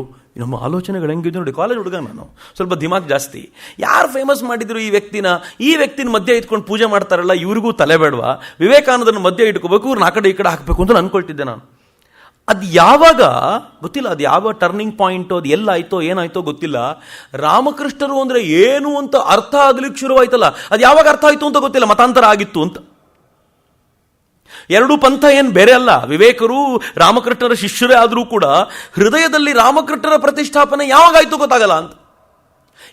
ಈ ಟ್ರಾನ್ಸಿಷನ್ ಪೀರಿಯಡ್ ತುಂಬಾ ವಿಚಿತ್ರವಾಗಿರುವಂಥದ್ದು. ಅವಳ ಬದುಕಿನ ಆ ಟ್ರಾನ್ಸಿಷನ್ ಪೀರಿಯಡ್ ಅನ್ನು ಟ್ರೇಸ್ ಮಾಡ್ಲಿಕ್ಕೆ ಸಿಗಲ್ಲ ನಿಮಗೆ ಅಂತ. ಯಾವಾಗಲೂ ಟ್ರಾನ್ಸಿಷನ್ ಆಯ್ತು. ಆ ಟ್ರಾನ್ಸಿಷನ್ ಅಲ್ಲಿ ಹೆಂಗಾಯ್ತು ಅಂತಂದ್ರೆ, ಅವಳು ಬಂದು ಹೇಳ್ತಾಳೆ, ನನಗೆ ಕಾಳಿಯ ಮೇಲೆ ಪ್ರೀತಿ ಬಂದಿದೆ ಈಗ ಅಂತ, ಕಾಳಿಯನ್ನ ಭಾವಿಸ್ತೀನಿ ನಾನೀಗ ಅಂತ. ಭಾವನೆಯು ಎಂಥದ್ದು ಗೊತ್ತೇನು? ಅವಳ ಭಾವನೆಯ ಕಾಳಿಯನ್ನ ನಾನು ನೀನು, ನಾನು ನೀವು ಏನು, ಬಂಗಾಳದಲ್ಲಿದ್ದಂಥ ಕಾಳಿ ಭಕ್ತರು ಕೂಡ ಅಷ್ಟು ಫೀಲ್ ಮಾಡಿರ್ಲಿಕ್ಕೆ ಸಾಧ್ಯ ಇಲ್ಲ ಅಂತ. ಅವಳು ಹೇಳ್ತಾಳೆ, ಕಾಳಿಯನ್ನ ಪ್ರೀತಿಸೋದು ಯಾರು? Kali the god of death, ಸಾವಿನ ದೇವತೆ ಅವಳು. ಸಾವನ್ನ ಮೀರಿದಾಗಲೇ ನಾವು ಅನಂತತ್ವದ ಕಡೆಗೆ ಹೋಗಲಿಕ್ಕೆ ಸಾಧ್ಯ. ಅದಕ್ಕೋಸ್ಕರ ಸಾವನ್ನ ದೇವರನ್ನಾಗಿ ಚಿತ್ರಿಸಿ ಇದನ್ನು ಮೀರಿ ಹೋಗಬೇಕು ಅನ್ನೋ ಕಲ್ಪನೆಯನ್ನು ಕಟ್ಟಿಕೊಡ್ತು ಭಾರತ ಅಂತ. ಏನ್ ಚಂದದ ಕಲ್ಪನೆ ಅದು. ಅವಳೇನು ಹೇಳ್ತಾಳೆ ಗೊತ್ತೇನು? ಕಾಳಿಯನ್ನ ಪೂಜೆ ಮಾಡಬೇಕಾದಾಗ ಈ ದೇಶದ ಜನ ತಮ್ಮ ಹೃದಯವನ್ನ ತೆಗೆದು ಹೃದಯವನ್ನು ಹಾರ ಮಾಡಿ ಹಾಕ್ಬೋದಿತ್ತು ಅಂತ. ತಗೋ, ಹೃದಯದಿಂದ ಹಾರ ಮಾಡ್ತೀವಿ. ಆದರೆ ಕಾಳಿಗೆ ಹೃದಯ ಅಲ್ಲ, ತಲೆಯನ್ನೇ ಕೊಡ್ತೀವಿ, ತಗೋ ತಲೆನ ಅಂತ ತಲೆಯಿಂದಲೇ ಹಾರ ಮಾಡಿ ಹಾಕಿದ್ರಂತೆ ಈ ಜನ. ಹಾರ ಹಾಕಿ ಇನ್ನೊಂದು ಕೈಯಲ್ಲೂ ತಲೆಯನ್ನು ಕೊಟ್ಟು ಹಿಡ್ಕೊ ನನ್ನನ್ನು ತುಳಿ, ನನ್ನ ಮೇಲೆ ನರ್ತನ ಮಾಡು ಅಂತ. ಯಾಕೆಂದರೆ ಅವ್ರಿಗೆ ಗೊತ್ತಿತ್ತಂತೆ ಯಾರ ಮೇಲೆ ನರ್ತನ ಕಾಳಿ ಮಾಡ್ತಾಳೋ ಅವರ ಮೇಲೆ ಅವಳ ಹೆಚ್ಚಿನ ಆಶೀರ್ವಾದ ಇರೋದು ಅಂತ. ಏನು ಸುಂದರವಾಗಿ ಆಲೋಚನೆ ಮಾಡ್ತಾಳೆ. ಯಾಕಂದರೆ ಡೆತ್ ಅಲ್ಲ ಅವಳು, ದ ಗಾಡ್ ಆಫ್ ಡೆತ್. ಅವಳು ಎಷ್ಟು ಆಳಕ್ಕಿಳಿದ್ಲು ಅಂತಂದರೆ, ಒಂದಿನ ಅವಳು ವಾಪಸ್ ಬಂದ ನಂತರ, ಅಥವಾ ಸ್ವಾಮೀಜಿ ಅವಳನ್ನು ಕರ್ಕೊಂಡು ವಾಪಸ್ ಬಂದ ನಂತರ ಹೇಳಿದರು, ನೀನು ಕಾಳಿಯ ಮೇಲೆ ಕಲ್ಕತ್ತಾದಲ್ಲಿ ಭಾಷಣ ಮಾಡಬೇಕು ಅಂದ್ಬಿಟ್ರು. ಅಲ್ಲಿವರೆಗೂ ಬೇರೆ ಎಲ್ಲ ಭಾಷಣ ಮಾಡಿ ಪಾಪ್ಯುಲರ್ ಆಗಿದ್ದ ಈ ಹೆಣ್ಮಗಳಿಗೆ ಕಾಳಿ ಮೇಲೆ ಭಾಷಣ ಮಾಡಿ ಅಂದಾಗ ಮಾತ್ರ ಕಾಲು ನಡಗಲಿಕ್ಕೆ ಶುರುವಾಗಿದೆ. ಏನು ಮಾತಾಡೋದಪ್ಪ ನಾನು ಏನು ಹೇಳಲಿ, ಯಾವುದನ್ನು ಪ್ರೆಸೆಂಟ್ ಮಾಡಲಿ ಅಂತ ಕಾಳಿಯ ಭಾಷಣಕ್ಕೆ ಅಂತ ಹೋದರೆ, ನಿವೇದಿತಾ ಕಾಳಿಯ ಮೇಲೆ ಮಾತಾಡ್ತಾಳೆ ಅಂತ ಗೊತ್ತಾದ ತಕ್ಷಣ ಕಲ್ಕತ್ತಾದಲ್ಲಿ 2 ವರ್ಗಗಳು ಎದ್ದು ನಿಂತು. ಒಂದು ವರ್ಗ ಪಕ್ಕಾ ಹಿಂದೂ ಧರ್ಮವನ್ನು ಪೂಜಿಸುವ, ದೇವರನ್ನು ಪೂಜಿಸುವ ವರ್ಗ. ಮತ್ತೊಂದು ವರ್ಗ ಬ್ರಹ್ಮ ಸಮಾಜದಲ್ಲಿ ಇದ್ಕೊಂಡು ಕಾಳಿ ಪೂಜೆಯನ್ನು ಧಿಕ್ಕರಿಸುವಂಥ ವರ್ಗ. ಇಬ್ರು ಬಂದವರು ಹೇಗಿದ್ರು ಅಂತಂದ್ರೆ ಖಚಾಕಚ್ ತುಂಬಿರುವಂಥ ಹಾಲು. ಎಲ್ರಿಗೂ ಒಂದೇ ಏನು ಅಂದರೆ, ಈಕೆ ಏನು ಮಾಡ್ತಾಳೆ ವೆಸ್ಟರ್ನರ್ ಆಗಿ ನೋಡಬೇಕು ಅಂತ. ಇವಳ ದೃಷ್ಟಿಕೋನ ಏನಿರುತ್ತೆ ಅಂತ ಇಮ್ಯಾಜಿನ್ ಮಾಡಿ. ಹೇಗಿರ್ಬೋದು ಅವತ್ತಿನ ಸಭೆ. ವೇದಿಕೆ ಮೇಲೆ ಮಾತನಾಡ್ಲಿಕ್ಕೆ ನಿಂತಾಗ ಅವಳು ಕಾಳಿಯನ್ನ ವಿರೋಧಿಸ್ತಾಳೆ ಅಂತ ಎಲ್ಲ ಬ್ರಹ್ಮ ಸಮಾಜಿಗಳು ಕೂತಿದ್ರು. ಕೊನೆ ಪಕ್ಷ ಕಾಳಿ ಪೂಜೆ ಸರಿಯಲ್ಲ ಅಂತಾದರೂ ಹೇಳ್ತಾಳೆ, ಅದೊಂದು ವಿಚಿತ್ರವಾದ ಮೂರ್ತಿ, ಭಯಾನಕವಾದ ಮೂರ್ತಿ ಅಂತಾದರೂ ಹೇಳ್ತಾಳೆ ಅಂತೆಲ್ಲ ಅನ್ಕೊಂಡಿದ್ರು. ಯಾರು ನಮ್ಮ ಪರವಾಗಿ ಬಂದು ಕೂತಿದಾರೋ, ವಿವೇಕಾನಂದರ ಜೊತೆ ಇದ್ದಿದ್ದರಿಂದ 1-2 ಒಳ್ಳೆ ಮಾತಾಡ್ಬೋದೇನೋ ಅಂತ ಶ್ರದ್ಧೆಯಿಂದ ಬಂದು ಕೂತಿದ್ದವರಿದ್ರು. ಈಕೆ ಮಾತಾಡ್ತಾ ಕಾಳಿಯನ್ನು ಹೇಗೆ ಪ್ರೆಸೆಂಟ್ ಮಾಡಿದ್ಲು ಅಂತಂದರೆ, ಬ್ರಹ್ಮ ಸಮಾಜಿಗಳು ಎಲ್ಲ ಕೆಂಡ ಆಗ್ಬಿಟ್ರು. ನಾವು ಕಷ್ಟಪಟ್ಕೊಂಡು ಕಾಳಿಯ ಪೂಜನೆ ಇಲ್ಲಿಂದ ಓಡಿಸ್ಬೇಕು ಅಂತಿದ್ರೆ, ನೀನು ವಿದೇಶದಿಂದ ಬಂದು ಮತ್ತೆ ಎಸ್ಟಾಬ್ಲಿಷ್ ಮಾಡ್ತಿದ್ಯಾ ಅದನ್ನು ಅಂತ ಇವಳ ವಿರುದ್ಧ ಜಗಳ. ಒಬ್ಬ ಅಂತೂ ಕೇಳ್ತಾನೆ, ನೀನು ಮೂರ್ತಿ ಪೂಜೆ ಮಾಡ್ತೀಯ, ಸರಿ ಒಪ್ಕೊಳ್ತೀನಿ ನಾನು, ಎಲ್ಲ ಬಿಟ್ಟು ಈ ಭಯಾನಕ ಮೂರ್ತಿಯನ್ನು ಯಾಕೆ ಪೂಜೆ ಮಾಡಬೇಕು ಅಂತ ಹೇಳ್ತೀಯಾ ಅಂತ ಕೇಳಿದ್ರೆ ಹೇಳ್ತಾಳೆ, ನಾನು ಮೂರ್ತಿ ಪೂಜೆ ಮಾಡಲ್ಲಪ್ಪ, ನಾನೆಲ್ಲ ಕಾಳಿಯ ಮೂರ್ತಿ ಪೂಜೆ ಮಾಡ್ತೀನಿ ಅಂದ್ಬಿಟ್ಟು ಏನು ಹೇಳ್ತಾಳೆ ಗೊತ್ತಾ? ನಾನು ಮತ್ತು ನೀವು ಆನ್ಸರ್ ಮಾಡಲಿಕ್ಕಾಗಲ್ಲ. ಅವಳು ಹೇಳ್ತಾಳೆ, ನನ್ನಲ್ಲಿ ಎಷ್ಟು ಕಾಳಿ ಇದ್ದಾಳೋ ನಿಮ್ಮಲ್ಲೂ ಅಷ್ಟೇ ಕಾಳಿ ಇದ್ದಾಳೆ, ಅವಳನ್ನು ಅನಾವರಣ ಮಾಡ್ಕೊಳ್ಳೋ ಪ್ರಯತ್ನ ಅಷ್ಟೇ ಮಾಡ್ತಿದ್ದೀನಿ, ನಾನೆಲ್ಲ ಮೂರ್ತಿ ಪೂಜೆ ಮಾಡ್ತೀನಿ ಅಂತ. ಏನು ಚಂದ. ನಿವೇದಿತಾಳನ್ನು ಅರ್ಥ ಮಾಡ್ಕೊಂಡ್ರೆ ಮಾತ್ರ ಬಹಳ ಅದ್ಭುತ. ಅವಳು ಹೇಳ್ತಾಳೆ, ಜಗತ್ತಿನಲ್ಲಿ ಅತ್ಯಂತ ಹೆಚ್ಚು ಮೂರ್ತಿ ಪೂಜಕರು ಹಿಂದೂಗಳು, ಜಗತ್ತಿನ ಅತ್ಯಂತ ಹೆಚ್ಚು ಮೂರ್ತಿ ಪೂಜಕರು ಹಿಂದೂಗಳು, ಆದರೆ ಹೃದಯದಲ್ಲಿ ಅತ್ಯಂತ ಕನಿಷ್ಠ ಮೂರ್ತಿ ಪೂಜಕರು ಹಿಂದೂಗಳೇ. ಇದಕ್ಕೆ ಉತ್ತರ ಬಹಳ ವಿಚಿತ್ರವಾಗಿದೆ. ಇಸ್ಲಾಂ ಮತ್ತು ಕ್ರಿಶ್ಚಿಯಾನಿಟಿಯಲ್ಲಿ ಮೂರ್ತಿ ಪೂಜೆ ಮಾಡಲ್ಲ ಅಂತ ಹೇಳ್ತಾರೆ ಅವರು. ಆದರೆ ನೀವು ಸುಮ್ಮನೆ ಯಾವಾಗಲಾದರೂ ಅವ್ರದ್ದು ಯಾವುದಾದ್ರೂ ಮೂರ್ತಿಗೆ ಒಂದು ಕಲ್ಲು ಹೊಡೆದ್ಬಿಡಿ, ಇಡೀ ಜಗತ್ತು ಬೆಂಕಿ ಆಗಿಬಿಡುತ್ತೆ. ಕಲ್ಲು ಹೊಡೆದ್ರ ಅಂತ. ಯಾವುದಾದ್ರೂ ಅವರು ಮೂರ್ತಿ ಪೂಜೆ ಮಾಡೋದಿಲ್ಲ ಅಂತ ಹೇಳುವಂಥ ವಸ್ತುವೊಂದರ ಚಿತ್ರ ಬಿಡಿಸಿ, ಕೊಲೆನೇ ಆಗೋಗ್ಬಿಡುತ್ತೆ. ಆದರೆ ನಮ್ದ್ರಲ್ಲಿ ಹೆಂಗೆ ಗೊತ್ತಾ, ನೀವು ಮೂರ್ತಿಯನ್ನು ವಿಕಾರ ಮಾಡಿ, ಮೂರ್ತಿ ಬಗ್ಗೆ ಏನಾದರೂ ಮಾಡಿ, ನಾವು ಮೂರ್ತಿಯನ್ನು ಬಾಹ್ಯವಾಗಷ್ಟೇ ಪೂಜಿಸೋದು, ಆಂತರ್ಯದಲ್ಲಿ ಪೂಜಿಸೋದು ಆತ್ಮ ಪೂಜಕರಾಗಿರೋದ್ರಿಂದ ಮೂರ್ತಿ ಬಗ್ಗೆ ತುಂಬ ತಲೆ ಕೆಡಿಸಿಕೊಳ್ಳುವವರಲ್ಲ. ನನಗೆ ಮತ್ತು ನಿಮಗೇನು ಗೊತ್ತೋ ಅದಕ್ಕಿಂತ ಹೆಚ್ಚಿನ ಅರ್ಥ ಮಾಡ್ಕೊಂಡವಳು ನಿವೇದಿತಾ. ಅವಳು ಹೇಳ್ತಾಳೆ, ಹೊರಗಡೆ ಬಾಹ್ಯ ರೂಪದಲ್ಲಿ ಅತ್ಯಂತ ಹೆಚ್ಚು ಮೂರ್ತಿ ಪೂಜೆ ಮಾಡೋದು ಹಿಂದೂಗಳಾದರೆ, ಹೃದಯದಲ್ಲಿ ಮೂರ್ತಿ ಪೂಜೆಯನ್ನು ಅತ್ಯಂತ ಕಡಿಮೆ ಮಾಡೋದು ಹಿಂದೂಗಳು ಅಂತ. ಹೇಗಿರ್ಬೋದು ಆ ಕಲ್ಪನೆ, ಯೋಚನೆ ಮಾಡಿ. ಅವಳು ಮಾತಾಡ್ತಾ ಅವತ್ತಿನ ಇಡೀ ಕಾರ್ಯಕ್ರಮ ಮುಗಿದ ನಂತರ ಬ್ರಹ್ಮ ಸಮಾಜಿಗಳು ಬಂದು ಸಿಕ್ಕಾಪಟ್ಟೆ ಕೂಗಾಡ್ತಾರೆ. ಅವಳಿಗೆ ಹೆದರಿಕೆ ಆಗಿತ್ತು, ನಾನು ಯಾಕಾದರೂ ಮಾತಾಡಿದ್ನಪ್ಪ, ನಾನು ಮಾತೇ ಆಡಬಾರ್ದಾಗಿತ್ತು ಅಂತ ಅನ್ಕೊಂಡ್ಲು. ಹಂಗೆ ಅನ್ಕೊಂಡ ನಂತರ ಬಹುಶಃ 8-10 ದಿನ ಅಥವಾ 15 ದಿನದೊಳಗೆ ಕಾಳಿಘಾಟಿನ ಕಾಳಿ ಮಂದಿರದ ಪೂಜಾರಿಗಳು ಬಂದು ಈಕೆಯ ಮನೆಗೇ ಬಂದು, ಅಕ್ಕ ನೀನು ಕಾಳಿಘಾಟ್ನಲ್ಲೂ ಕಾಳಿ ಬಗ್ಗೆ ಒಂದು ಮಾತಾಡಬೇಕಲ್ಲ ಅಂತ ಕೇಳ್ಕೊಂಡ್ಬಿಟ್ರು. ಈ ಸಂದರ್ಭದಲ್ಲಿ ಎಚ್ಚರಿಕೆಯನ್ನು ನೆನಪಿಸ್ಕೊಡ್ತೀನಿ. ಕಾಳಿಘಾಟಿನ ಕಾಳಿ ಮಂದಿರಕ್ಕೆ ಅಕ್ಕನಿಗೆ ಯಾವತ್ತೂ ಪ್ರವೇಶವೇ ಇರಲಿಲ್ಲ. ಮ್ಲೇಚ್ಛಳು ಆಕೆ ಅಂತ. ಆಕೆ ನಮ್ಮವಳಲ್ಲ, ವಿದೇಶದಿಂದ ಬಂದಿದ್ದವಳು ಅನ್ನೋ ಕಾರಣಕ್ಕೋಸ್ಕರ ಪ್ರವೇಶ ಕೊಟ್ಟಿರಲಿಲ್ಲ. ಆದರೆ ಆ ಹೆಣ್ಮಗಳನ್ನು ಮಾತನಾಡಲಿಕ್ಕೆ ಅಂತ ಕರೆದಿದ್ರು. ಅವಳಿಗೆ ಮಾತಾಡ್ಲಿಕ್ಕೆ ಕರೆದಿದ್ದಾರೆ ಅಂತ ಗೊತ್ತಾದಾಗ ಹೆಚ್ಚು ಖುಷಿಯಾಗಿದ್ದು ಯಾರಿಗೆ ಗೊತ್ತಾ? ಸ್ವಾಮಿ ವಿವೇಕಾನಂದರಿಗೆ. ಎಷ್ಟು ಖುಷಿಪಟ್ಟರು ಅಂತಂದರೆ, ಅವಳು ತುಂಬ ಚಡಪಡಿಸ್ತಾ ಇದ್ಲು ಕಾರ್ಯಕ್ರಮಕ್ಕೆ ಹೋಗುವಾಗ. ಸ್ವಾಮೀಜಿ ಬಂದರು. ಸ್ವಾಮೀಜಿ ಬಂದ ತಕ್ಷಣ ಅವಳಿಗೆ ಜೀವ ಬಂದಂತ ಆಗ್ಬಿಡ್ತು. ಸ್ವಾಮೀಜಿ ನೀವು ಬಂದ್ರಿ, ಭಾಳ ಖುಷಿ ಆಯಿತು ಅಂದರೆ ಸ್ವಾಮೀಜಿ ಏನು ಹೇಳಿದ್ರೆ ಗೊತ್ತಾ? ನೋಡು, ಇವತ್ತು ನಿನ್ನ ಕಾರ್ಯಕ್ರಮಕ್ಕೆ ಅಧ್ಯಕ್ಷತೆ ವಹಿಸ್ಲಿಕ್ಕೆ ನನಗೆ ಹೇಳಿದರು. ನಾನು ಹೇಳಿದ್ದೀನಿ, ನಾನಲ್ಲ, ಸ್ಟೇಜ್ ಮೇಲೆ ಯಾರೂ ಕೂತ್ಕೋಬಾರದು. ಸ್ವಾಮೀಜಿ ನಿವೇದಿತಾ ನೋಡಿದ ರೀತಿ ಇದೆಯಲ್ಲ, ಅನ್ಇಮ್ಯಾಜಿನಬಲ್. ಅವರು ತಮ್ಮ ಸೋದರ ಸನ್ಯಾಸಿಗೆ ಹೇಳ್ತಾರೆ, ನಾನು ನಿವೇದಿತಾಗೆ ಏನು ಕೊಟ್ಟಿದ್ದೀನಿ ಅಂತ ನಿಮ್ಗೆ ಯಾರಿಗೂ ಗೊತ್ತಾಗಲ್ಲ, ಗೊತ್ತೂ ಇಲ್ಲ. ಹೀಗಾಗಿ ಅವಳು ಏನು ಮಾಡಿದ್ರು, ಅವಳಿಗೆ ಎಷ್ಟೇ ಫ್ರೀಡಮ್ ಬಯಸಿದ್ರು ಕೊಟ್ಟು ನೀವು ಯಾರೂ ತಲೆ ಕೆಡಿಸ್ಕೊಳ್ಬೇಡಿ, ಅವಳನ್ನು ಅವಳ ಪಾಡಿಗೆ ಬಿಟ್ಬಿಡಿ, ಅವಳ ಥರ ಏನೋ ಮಾಡಿಸ್ಕೊಳ್ಬೇಕು ಅಂತ ನಾನು ಮಾಡ್ತಿದ್ದೀನಿ ಅಂತ ಅಷ್ಟು ಪ್ರೀತಿ ಇದ್ದವರು. ಅವಳಿಗೆ ಹೇಳ್ತಾಳೆ, ನಾನು ಅಧ್ಯಕ್ಷತೆ ವಹಿಸೋದ್ರಲ್ಲಿ ಬೇರೆ ಯಾರೂ ಸ್ಟೇಜ್ ಮೇಲೆ ಕೂತ್ಕೋಬಾರ್ದು ಇವತ್ತು. ಆ ಸ್ಟೇಜಿನ ಅಂದರೆ ಮೆಟ್ಟಿಲು ಅಂತ ಹೇಳ್ತಾರೆ, ಆ ಸ್ಟೆಪ್ಸ್ ಮೇಲೆ ನೀನು ನಿಂತ್ಕೋಬೇಕು.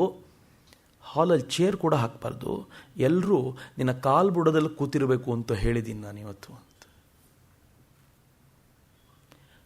ಹೃದಯಕ್ಕೆ ಮಾತ್ರ ಅರ್ಥ ಆಗಬಲ್ಲಂಥ ಭಾಷೆ ಇದು. ಅವಳನ್ನು ಸ್ವಾಮೀಜಿ ಏನೋ ಮಾಡಿ ಕೂರಿಸಿದ್ರು, ಆದರೆ ಆಕೆಗೆ ಏನೋ ಒಂದು ಅದ್ಭುತವಾದ ಶಕ್ತಿಯನ್ನು ದಯಪಾಲಿಸಿಯಾಗಿತ್ತು. ಆಕೆ ಮಾತಾಡಬೇಕು ಅಂತ ಹೋಗಿ ನಿಂತ್ಕೊಂಡ್ಲು. ಮಾತಾಡ್ತಾ ಮಾತಾಡ್ತಾ ಕಾಳಿಯನ್ನು ಅನಾವರಣ ಮಾಡಿದ್ದಿದೆಯಲ್ಲ, ಅದು ಮುಂದೆ ಅದನ್ನೊಂದು ಪುಸ್ತಕ ಮಾಡಿ ಪಬ್ಲಿಷ್ ಮಾಡ್ತಾಳೆ ಅವಳು, ಕಾಳಿ ದ ಮದರ್ ಅಂತ.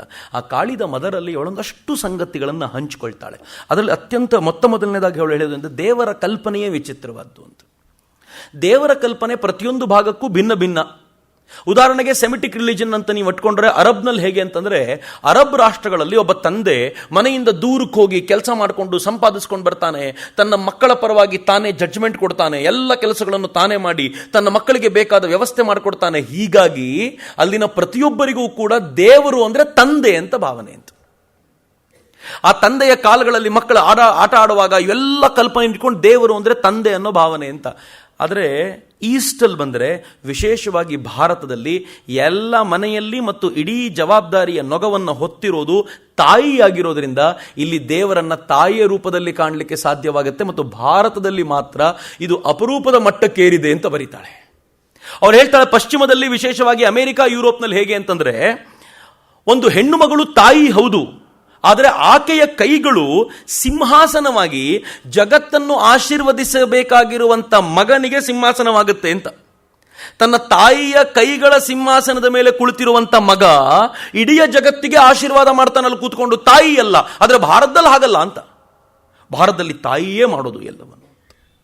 ಅವಳು ಎಲ್ಲಿವರೆಗೂ ಹೋಗಿ ಹೇಳ್ತಾಳೆ ಅಂತಂದ್ರೆ, ಪಶ್ಚಿಮದ ರಾಷ್ಟ್ರಗಳಲ್ಲಿ ಹೆಂಡತಿಗೆ ಅಪಾರವಾದ ಗೌರವ, ಅವಳಿಗೆ ಹೆಚ್ಚಿನ ಫ್ರೀಡಮ್. ಆದರೆ ಭಾರತದಲ್ಲಿ ಪ್ರತಿಯೊಬ್ಬ ಮಗುವು ತನ್ನ ತಾಯಿಯ ಕುರಿತಂತೆ ಮಾತಾಡ್ತಾನೆ ಅಂತ. ಇಲ್ಲಿ ತಾಯಿಯ ರೂಪದಲ್ಲಿ ಭಗವಂತನನ್ನು ಕಾಣ್ತಾರೆ ಅಂತ. ಹೀಗಾಗಿ ಇಲ್ಲಿ ಕಾಳಿಯನ್ನು ಪೂಜೆ ಮಾಡುವಾಗ ಎಲ್ಲ ಶಕ್ತಿಯು ತಾಯಿಯ ರೂಪದಲ್ಲಿ ಆರಾಧನೆಗೊಳ್ಳುತ್ತೆ ಅನ್ನೋ ಕಲ್ಪನೆಯಿಂದ ಪೂಜೆ ಮಾಡ್ತಾರೆ ಅಂತ ಮೊದಲ ವಾದವನ್ನು ಮಂಡಿಸಿ ಹೇಳಿದ್ಲು. ಸರಿಯಾಗಿದೆ, ಅದು ತಪ್ಪೇನಿಲ್ಲ. ಯಾರಾದರೂ ಕಾಳಿಯನ್ನ ಭಯಾನಕ ಅಂತ ಕರೆದ್ರೆ, ಅವಳು ಹೇಳ್ತಾಳೆ, ಯಾರಾದರೂ ಕಾಳಿಯನ್ನ ಭಯಾನಕ ಅಂತ ಕರೆದ್ರೆ ಅವರು ತಪ್ಪಿಲ್ಲ, ಆದರೆ ಪೂರ್ಣ ತಿಳ್ಕೊಂಡಿಲ್ಲ ಅಂತ ಅಷ್ಟೇ ಹೇಳಬೇಕು ಅವ್ರ ಬಗ್ಗೆ. ಆಕೆ ಮುಂದುವರಿಸಿ ಹೇಳ್ತಾಳೆ, ಭಾರತ ಡ್ಯುಯಲಿಸಂನ ಕಲ್ಪನೆಯಲ್ಲಿಲ್ಲ, ಏಕತ್ವದ ಕಲ್ಪನೆಯಲ್ಲಿದೆ ಅಂತ. ಈ ಏಕತ್ವದ ಕಲ್ಪನೆಯ ಬಗ್ಗೆ ಆಕೆ ಮಾತಾಡುವಾಗ ಅನೇಕ ಉದಾಹರಣೆಗಳನ್ನು ಕೊಡ್ತಾಳೆ. ಈ ಏಕತ್ವದ ಕಲ್ಪನೆಯನ್ನು ಮಾತಾಡ್ತಾ ಹೇಳ್ತಾಳೆ, ಎಲ್ಲಿ ಎರಡು ಅನಿಸುತ್ತೋ ಅದರ ನಡುವೆ ಒಂದಿರುತ್ತೆ. ಭಾರತದಲ್ಲಿ ಮಾತ್ರ ಹ್ಯುಮ್ಯಾನಿಸಂ ಬಂದಾಗ ಗಂಡು ಮತ್ತು ಹೆಣ್ಣು ಅಂತ ಹೇಳುವಾಗ ಎರಡೂ ಭಿನ್ನ ಅಲ್ಲ, ಎರಡೂ ಒಂದೇ ಅಂತ ಹೇಳುವಂಥ ತತ್ವ ಭಾರತದಲ್ಲಿದೆ ಅಂತ ಉಲ್ಲೇಖ ಮಾಡಿ ಆಕೆ ಹೇಳ್ತಾಳೆ, ಗಂಡು ಅಂದಾಗ ಅದು ಪುರುಷನಾಗುತ್ತೆ, ಹೆಣ್ಣು ಅಂದಾಗ ಪ್ರಕೃತಿ ಆಗುತ್ತೆ. ಭಾರತದಲ್ಲಿ ಕಾಲೇಜ್ ಮಕ್ಕಳಿಗೆ ಇವತ್ತಿದ್ದೇನೆ ಹೇಳಿದರೆ ಅರ್ಥ ಆಗೋದು ಕಷ್ಟ. ಆದರೆ ಮಾರ್ಗರೆಟ್ ನೋಬೆಲ್ ಆಗಿ ಪ್ರೊಟೆಸ್ಟೆಂಟ್ ಕ್ರಿಶ್ಚಿಯನ್ ಆಗಿದ್ದಂಥ ಹೆಣ್ಣುಮಗಳು ಎಷ್ಟು ಚೆನ್ನಾಗಿ ಪ್ರಕೃತಿ ಪುರುಷ ತತ್ವವನ್ನು ಅರ್ಥ ಮಾಡ್ಕೊಂಡು ಹೇಳ್ತಾಳೆ, ಭಾರತದಲ್ಲಿ ಎರಡು ತತ್ವ, ಒಂದು ಪ್ರಕೃತಿ ಮತ್ತು ಒಂದು ಪುರುಷ, ಎರಡೂ ಬೇರೆ ಅಲ್ಲ, ಎರಡೂ ಒಂದೇ. ಎಕ್ಸ್ಪ್ಲೈನ್ ಮಾಡ್ತಾಳೆ ಕಲ್ಕತ್ತಾದ ಸಮಾಜಕ್ಕೆ. ಹೇಗೆ ಅಂತಂದರೆ ಅವಳು ಹೇಳ್ತಾಳೆ, ಸೋಲ್ ಇರುತ್ತೆ, ಇಟ್ಸ್ ಇನರ್ಟ್.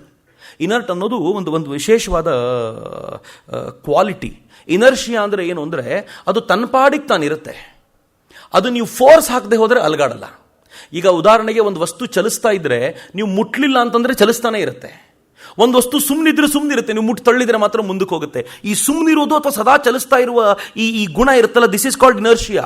ಅವಳು ಹೇಳ್ತಾಳೆ, ಸೋಲ್ ಇನರ್ಷಿಯಾ, ಅದು ಯಾವಾಗಲೂ ಇನರ್ಟ್ ಆಗಿರುತ್ತೆ, ಪ್ಯಾಸಿವ್ ಆಗಿರುತ್ತೆ, ಅದು ಯಾವಾಗಲೂ ಹೇಳಲ್ಲ. ಪುರುಷ ಅನ್ನೋದು ಹಾಗೆ, ಅದು ಸೈಲೆಂಟ್ ಆಗಿರುತ್ತೆ, ಅದು ಇನರ್ಷಿಯಾ ಮೋಡಲ್ಲಿರುತ್ತೆ. ಆದರೆ ಪ್ರಕೃತಿ ಹಾಗಲ್ಲ. ಪ್ರಕೃತಿ ಯಾವಾಗಲೂ ವೈಭವವನ್ನು ತೋರ್ತಾ ಇರುತ್ತೆ. ಅವಳು ಹೇಳ್ತಾಳೆ, ಡೈನಮೋ ಇದ್ದಂಗೆ ಅಂತ. ಡೈನಮೋ ಸೋಲ್ ಆದರೆ ಅದರಿಂದ ಹೊರಗೆ ಬಂದಿರುವಂಥ ಕರೆಂಟ್ ಇದೆಯಲ್ಲ, ಇದು ಪ್ರಕೃತಿ, ಇದು ಪುರುಷ, ಅದು ಪ್ರಕೃತಿ ಅಂತ ಎಕ್ಸ್ಪ್ಲೈನ್ ಮಾಡಿ ಹೇಳ್ತಾಳೆ. ಭಾರತದಲ್ಲಿ ಪ್ರಕೃತಿ ಮತ್ತು ಪುರುಷರು ಹೀಗೆ. ಪ್ರಕೃತಿ ಕಾಳಿಯಾದರೆ ಪುರುಷ ಶಿವ ಅಂತಾಳೆ. ನನಗೆ ಕಾಳಿ ಶಿವನ ಎದೆ ಮೇಲೆ ನಿಂತುಕೊಂಡಿರೋ ಚಿತ್ರ ಅನೇಕ ಬಾರಿ ನೋಡ್ತಿದ್ದೆ, ಅನೇಕರನ್ನ ಕೇಳಿದ್ದೀನಿ ಕೂಡ. ಯಾರೂ ಸಮರ್ಥವಾದ ಉತ್ತರ ಕೊಟ್ಟಿರಲಿಲ್ಲ. ಆದರೆ ನಿವೇದಿತಾ ಹೇಳ್ತಾಳೆ, ಇನರ್ಟ್ ಆಗಿರುವಂಥ, ಪ್ಯಾಸಿವ್ ಆಗಿರುವಂಥ ಶಿವ, ಸೋಲ್, ಅದೊಮ್ಮೆ ಇದ್ದಕ್ಕಿದ್ದಂತೆ ಹೊರಗೆ ನೋಡುತ್ತಂತೆ. ಯಾವತ್ತೋ ಒಂದಿನ ಜಾಗೃತಿಯಾಗಿ ಹೊರಗೆ ನೋಡುತ್ತಂತೆ. ಹೊರಗೆ ನೋಡಿದಾಗ ಈ ವೈಭವ ಎಲ್ಲ ನೋಡಿ ಅನ್ಕೊಳ್ಳುತ್ತಂತೆ, ವಾಹ್, ನಾನೇ ಅಲ್ಲಿದ್ದೀನಲ್ಲ, ಯಾವುದು ಬೇರೆ ಅಲ್ವಲ್ಲ, ಯಾವುದರಿಂದ ವೈಭವ ನಿರ್ಮಾಣ ಆಗಿದೆಯೋ ಅದಕ್ಕೆ ಕಾರಣ ನಾನೇ ಅಂತ ಅವತ್ತದಕ್ಕೆ ಅರ್ಥ ಆಗುತ್ತಂತೆ. She says that is realisation. ಒಳಗಿರುವಂಥ ಸೋಲ್ ಪುರುಷ ಮತ್ತು ಹೊರಗಿರುವಂಥ ಪ್ರಕೃತಿ ಒಂದೇ ಅಂತ ಯಾವತ್ತು ಅರ್ಥ ಆಗುತ್ತೋ ಅದು ರಿಯಲೈಸೇಷನ್ ಆಗುತ್ತೆ ಅನ್ನೋದು ಅವಳು ಹೇಳ್ತಾಳೆ. ಶಿವ ಆತ ಇನರ್ಟ್ ಆಗಿ ಪ್ಯಾಸಿವ್ ಆಗಿ ಇದ್ದಾಗ ಅವನ ವೈಭವ ಇಲ್ಲಿ ನೃತ್ಯ ಮಾಡ್ತಾ ಇರುತ್ತೆ ಅಂತ. ಇಲ್ಲಿ ಏನು ಕಂಡ್ರು, ಈ ಸೃಷ್ಟಿಯಲ್ಲಿ ಏನು ಕಂಡ್ರು ಕೂಡ ಶಿವನ ವೈಭವವಾಗಿ ಕಾಣ್ತಾ ಇದೆ. ಅದು ನೃತ್ಯ ಮಾಡ್ತಾ ಇದೆಯಲ್ಲ, ಆ ನೃತ್ಯ ಮಾಡ್ತಾ ಇರುವಂತ ಕಾಳಿ ರುಂಡಮಾಲೆಯನ್ನು ಹಾಕೊಂಡು ಕೈಯಲ್ಲೊಂದು ರುಂಡವನ್ನು ಹಿಡ್ಕೊಂಡು ನೃತ್ಯ ಮಾಡ್ತಾ ಮಾಡ್ತಾ ಮಾಡ್ತಾ ಅದೊಂದ್ಸಲ ಇದ್ದಕ್ಕಿದ್ದಂತೆ ತನ್ನ ಗಂಡನ ಎದೆ ಮೇಲೆ ಕಾಲಿಟ್ಬಿಡ್ತಾಳೆ. ಇಮ್ಯಾಜಿನೇಷನ್ ಎಷ್ಟು ಚೆನ್ನಾಗಿದೆ ನೋಡಿ. ಅದು ನೃತ್ಯ ಮಾಡ್ತಾ ಇರುವಂಥ ಕಾಳಿ ತನ್ನ ಗಂಡನ ಎದೆ ಮೇಲೆ ಕಾಲಿಟ್ಟ ತಕ್ಷಣ ಆ ಗಂಡ ಶಿವನಾಗಿದ್ದವನು ಇದ್ದಕ್ಕಿದ್ದಂತೆ ಎಚ್ಚರಗೊಂಡು ಒಮ್ಮೆ ಕಣ್ ತೆರೆದು ನೋಡ್ತಾನೆ. ತನ್ನದೇ ಪತ್ನಿ ಅಥವಾ ಪ್ರಕೃತಿ ಅಂತ ಇಟ್ಕೊಳ್ಳಿ, ತನ್ನದ್ದೇ ಅಂಶ ಅದು. ಆ ಪ್ರಕೃತಿ ವೈಭವವಾಗಿ ನರ್ತನ ಮಾಡ್ತಿರೋದು ನೋಡಿ ಅವಳ ಕಣ್ಣೊಳಗೆ ಆಳಕ್ಕೆ ಮುಳುಗಿ ಹೋಗ್ಬಿಡ್ತಾನಂತೆ. ಹಾಗೆ ಮುಳುಗಿದ ತಕ್ಷಣ ಒಂದು ಸಲ ಶಿವನನ್ನು ನೋಡಿದ ಆಕೆ ನಾಚಿಕೆಯಿಂದ ತನ್ನ ಕೈಯನ್ನು ಅಡ್ಡ ಇಟ್ಕೊಂಡು ಆಶೀರ್ವಾದ ಮುದ್ರೆಯಲ್ಲಿ ನಿಂತು ಬಿಡ್ತಾಳೆ. ಆಗ ಶಿವ ಮತ್ತು ಶಕ್ತಿ ಒಂದೇ ಅನ್ನೋದರ ಅರಿವಾಗತ್ತೆ ಅಂತ. ಆ ಚಿತ್ರ ಈಗ ನೋಡ್ತೀವಿ ನಾವು ಅಂತ ಹೇಳೋದು ಕಾಳಿಯ ಕಲ್ಪನೆಯನ್ನು ಕಲ್ಪಿಸಿಕೊಡ್ತಾ. ಈ ಕಲ್ಪನೆಯನ್ನು ಕಲ್ಪಿಸಿಕೊಟ್ಟು ಅವಳೇನು ಹೇಳ್ತಾಳೆ, ಭಾರತ ಇದನ್ನು ಹೇಗೆ ಅರ್ಥೈಸಿಕೊಳ್ಳುತ್ತೆ ಅಂತಂದ್ರೆ, ಒಂದೊಂದು ಸಾವನ್ನೇ ಎದುರಲ್ಲಿ ನಿಲ್ಲಿಸಿಕೊಂಡು ಸಾವನ್ನೇ ದೇವಿಯಾಗಿಸಿ ಆ ಸಾವನ್ನ ಪೂಜೆ ಮಾಡಿ ಭಾರತ ಹೇಳುತ್ತಂತೆ, ಸಾವನ್ನೇ ಪೂಜೆ ಮಾಡಿದ್ಯಾ ತಾನೆ, ಏನು ತಲೆ ಕೆಡಿಸ್ಕೊಳ್ಬೇಡ, ಬದುಕು ಚೆನ್ನಾಗಿ ಬದುಕು ಅಂತ. ಜಗತ್ತಿನಲ್ಲಿ ಇನ್ನೆಲ್ಲಿ ಹಿಂಗೆ ಸಿಗ್ಲಿಕ್ಕೆ ಸಾಧ್ಯ ಅಂತ. ಅವಳ ನನಗೆ ಬಹಳ ಆಶ್ಚರ್ಯ ಅನಿಸೋದೇನು ಅಂದರೆ, ಅವಳ ಅಂತರ್ಮುಖಿ ಪ್ರವೃತ್ತಿ ಅದು ಎಷ್ಟು ಆಳಕ್ಕಿಳಿದು ಎಷ್ಟು ಶಕ್ತಿಯನ್ನು ತುಂಬಿತ್ತು ಅಲ್ಟಿಮೇಟ್ಲಿ ಅಂತಂದರೆ, ಅವಳು ಸಾಕ್ಷಾತ್ ಕಾಳಿಯನ್ನು ಕಣ್ಮುಂದೆ ಕಾಣಬಲ್ಲವಳಾಗಿದ್ರು. ಮಿತ್ರ, ಆಶ್ಚರ್ಯದ ಸಂಗತಿ ಹೇಳ್ತೀನಿ ನಿಮಗೆ. ಯಾವತ್ತಾದರೂ ಕಾರ್ಮೋಡವನ್ನು ಕಂಡು ಆ ಕಾರ್ಮೋಡದ ನಡುವೆ ಒಂದು ಬೆಳ್ಳಿ ಕಿರಣ ಬಂದಾಗ ಅಥವಾ ಒಂದು ಮಿಂಚು ಕಂಡಾಗ ಇದೇ ನಿವೇದಿತ ಕಾಳಿ ಕಾಳಿ ಅಂತ ಕಿರ್ಚ್ಕೊಂಡು ಓಡೋಗ್ಬಿಡ್ತಿದ್ಲಂತೆ. ಇದೇ ನಿವೇದಿತ ಎಲ್ಲಾದರೂ ಕಾಳಿಯ ಪೂಜೆ ನಡೀತಿದೆ ಅಂತ ಗೊತ್ತಾದ ತಕ್ಷಣ ಕಾಲಿಗೆ ಚಪ್ಪಲಿ ಹಾಕೊಳ್ಳದೆ ಕಾಳಿಯ ಪೂಜೆಗೆ ಧಾವಿಸ್ತಾ ಇದ್ಲು. ಯಾಕೆ ಕಾಳಿಯ ಪೂಜೆಗೆ ಧಾವಿಸ್ತಿದ್ಲು ಅಂದ್ರೆ, ಪೂಜೆ ನೋಡಬೇಕು ಅನ್ನೋ ಹುಚ್ಚಿನಿಂದ. ನಾವು ಮ್ಲೇಚ್ಛಳು ಅಂತ ದೇವಸ್ಥಾನಕ್ಕೂ ಬಿಟ್ಕೊಳ್ತಿರ್ಲಿಲ್ಲ ಅವಳನ್ನು. ಅವಳು ಭಾರತದ ಕುರಿತಂತೆ ಕಟ್ಟಿಕೊಟ್ಟ ಕಲ್ಪನೆಗಳೆಲ್ಲ ಇಂಥದ್ದೇ. ಇಂಥ ಕಲ್ಪನೆಯಿಂದ ಅವಳು ಭಾರತೀಯರಿಗೆ ಹೇಳ್ತಾಳೆ, ಭಾರತ ಅಗ್ರೆಸಿವ್ ಹಿಂದೂಯಿಸಂನ ಕಡೆಗೆ ಹೊರಡಬೇಕಾದಂಥ ಅಗತ್ಯ ಇದೆ. ಅಗ್ರೆಷನ್ ಹೇಗಾಗಬೇಕು ಅಂತಂದ್ರೆ, ಭಾರತ ಇನ್ನು ಮುಂದೆ ತನ್ನ ಮೇಲೆ ತಾನು ಆಗುವಂಥ ಆಕ್ರಮಣಗಳನ್ನು ಡಿಫೆನ್ಸ್ ಮಾಡಿಕೊಳ್ಳುವ ಮೋಡಿನಿಂದ ನಾನು ಜಗತ್ತನ್ನು ಗೆಲ್ತೀನಿ ಅಂತ ಹೊರಡಬೇಕಾಗಿದೆ ಅನ್ನೋ ಕಲ್ಪನೆಯನ್ನು ಕಟ್ಟಿಕೊಡ್ತಾಳೆ. ಆ ಕಲ್ಪನೆಯನ್ನು ಅವಳು ಕಟ್ಟಿಕೊಡಬೇಕಾದ್ರೆ ಎಷ್ಟು ಎಚ್ಚರಿಕೆಯಿಂದ ಪ್ರತಿಯೊಂದು ಹೆಜ್ಜೆಯನ್ನು ಇಡ್ತಾಳೆ ಅಂತಂದರೆ, ವಿವೇಕಾನಂದರು ಕಟ್ಟಿಕೊಟ್ಟ ಎಲ್ಲ ಚಿತ್ರಣವೂ ಸಮರ್ಥವಾಗಿ ಸಮಾಜಕ್ಕೆ ಮುಟ್ಟುವಂಥ ಕಲ್ಪನೆ ಆಗಬೇಕು ಅಂತ. ಅವಳ ಗ್ರಹಿಕೆ ಇದೆಯಲ್ಲ, ಅತ್ಯದ್ಭುತವಾದ ಗ್ರಹಿಕೆ.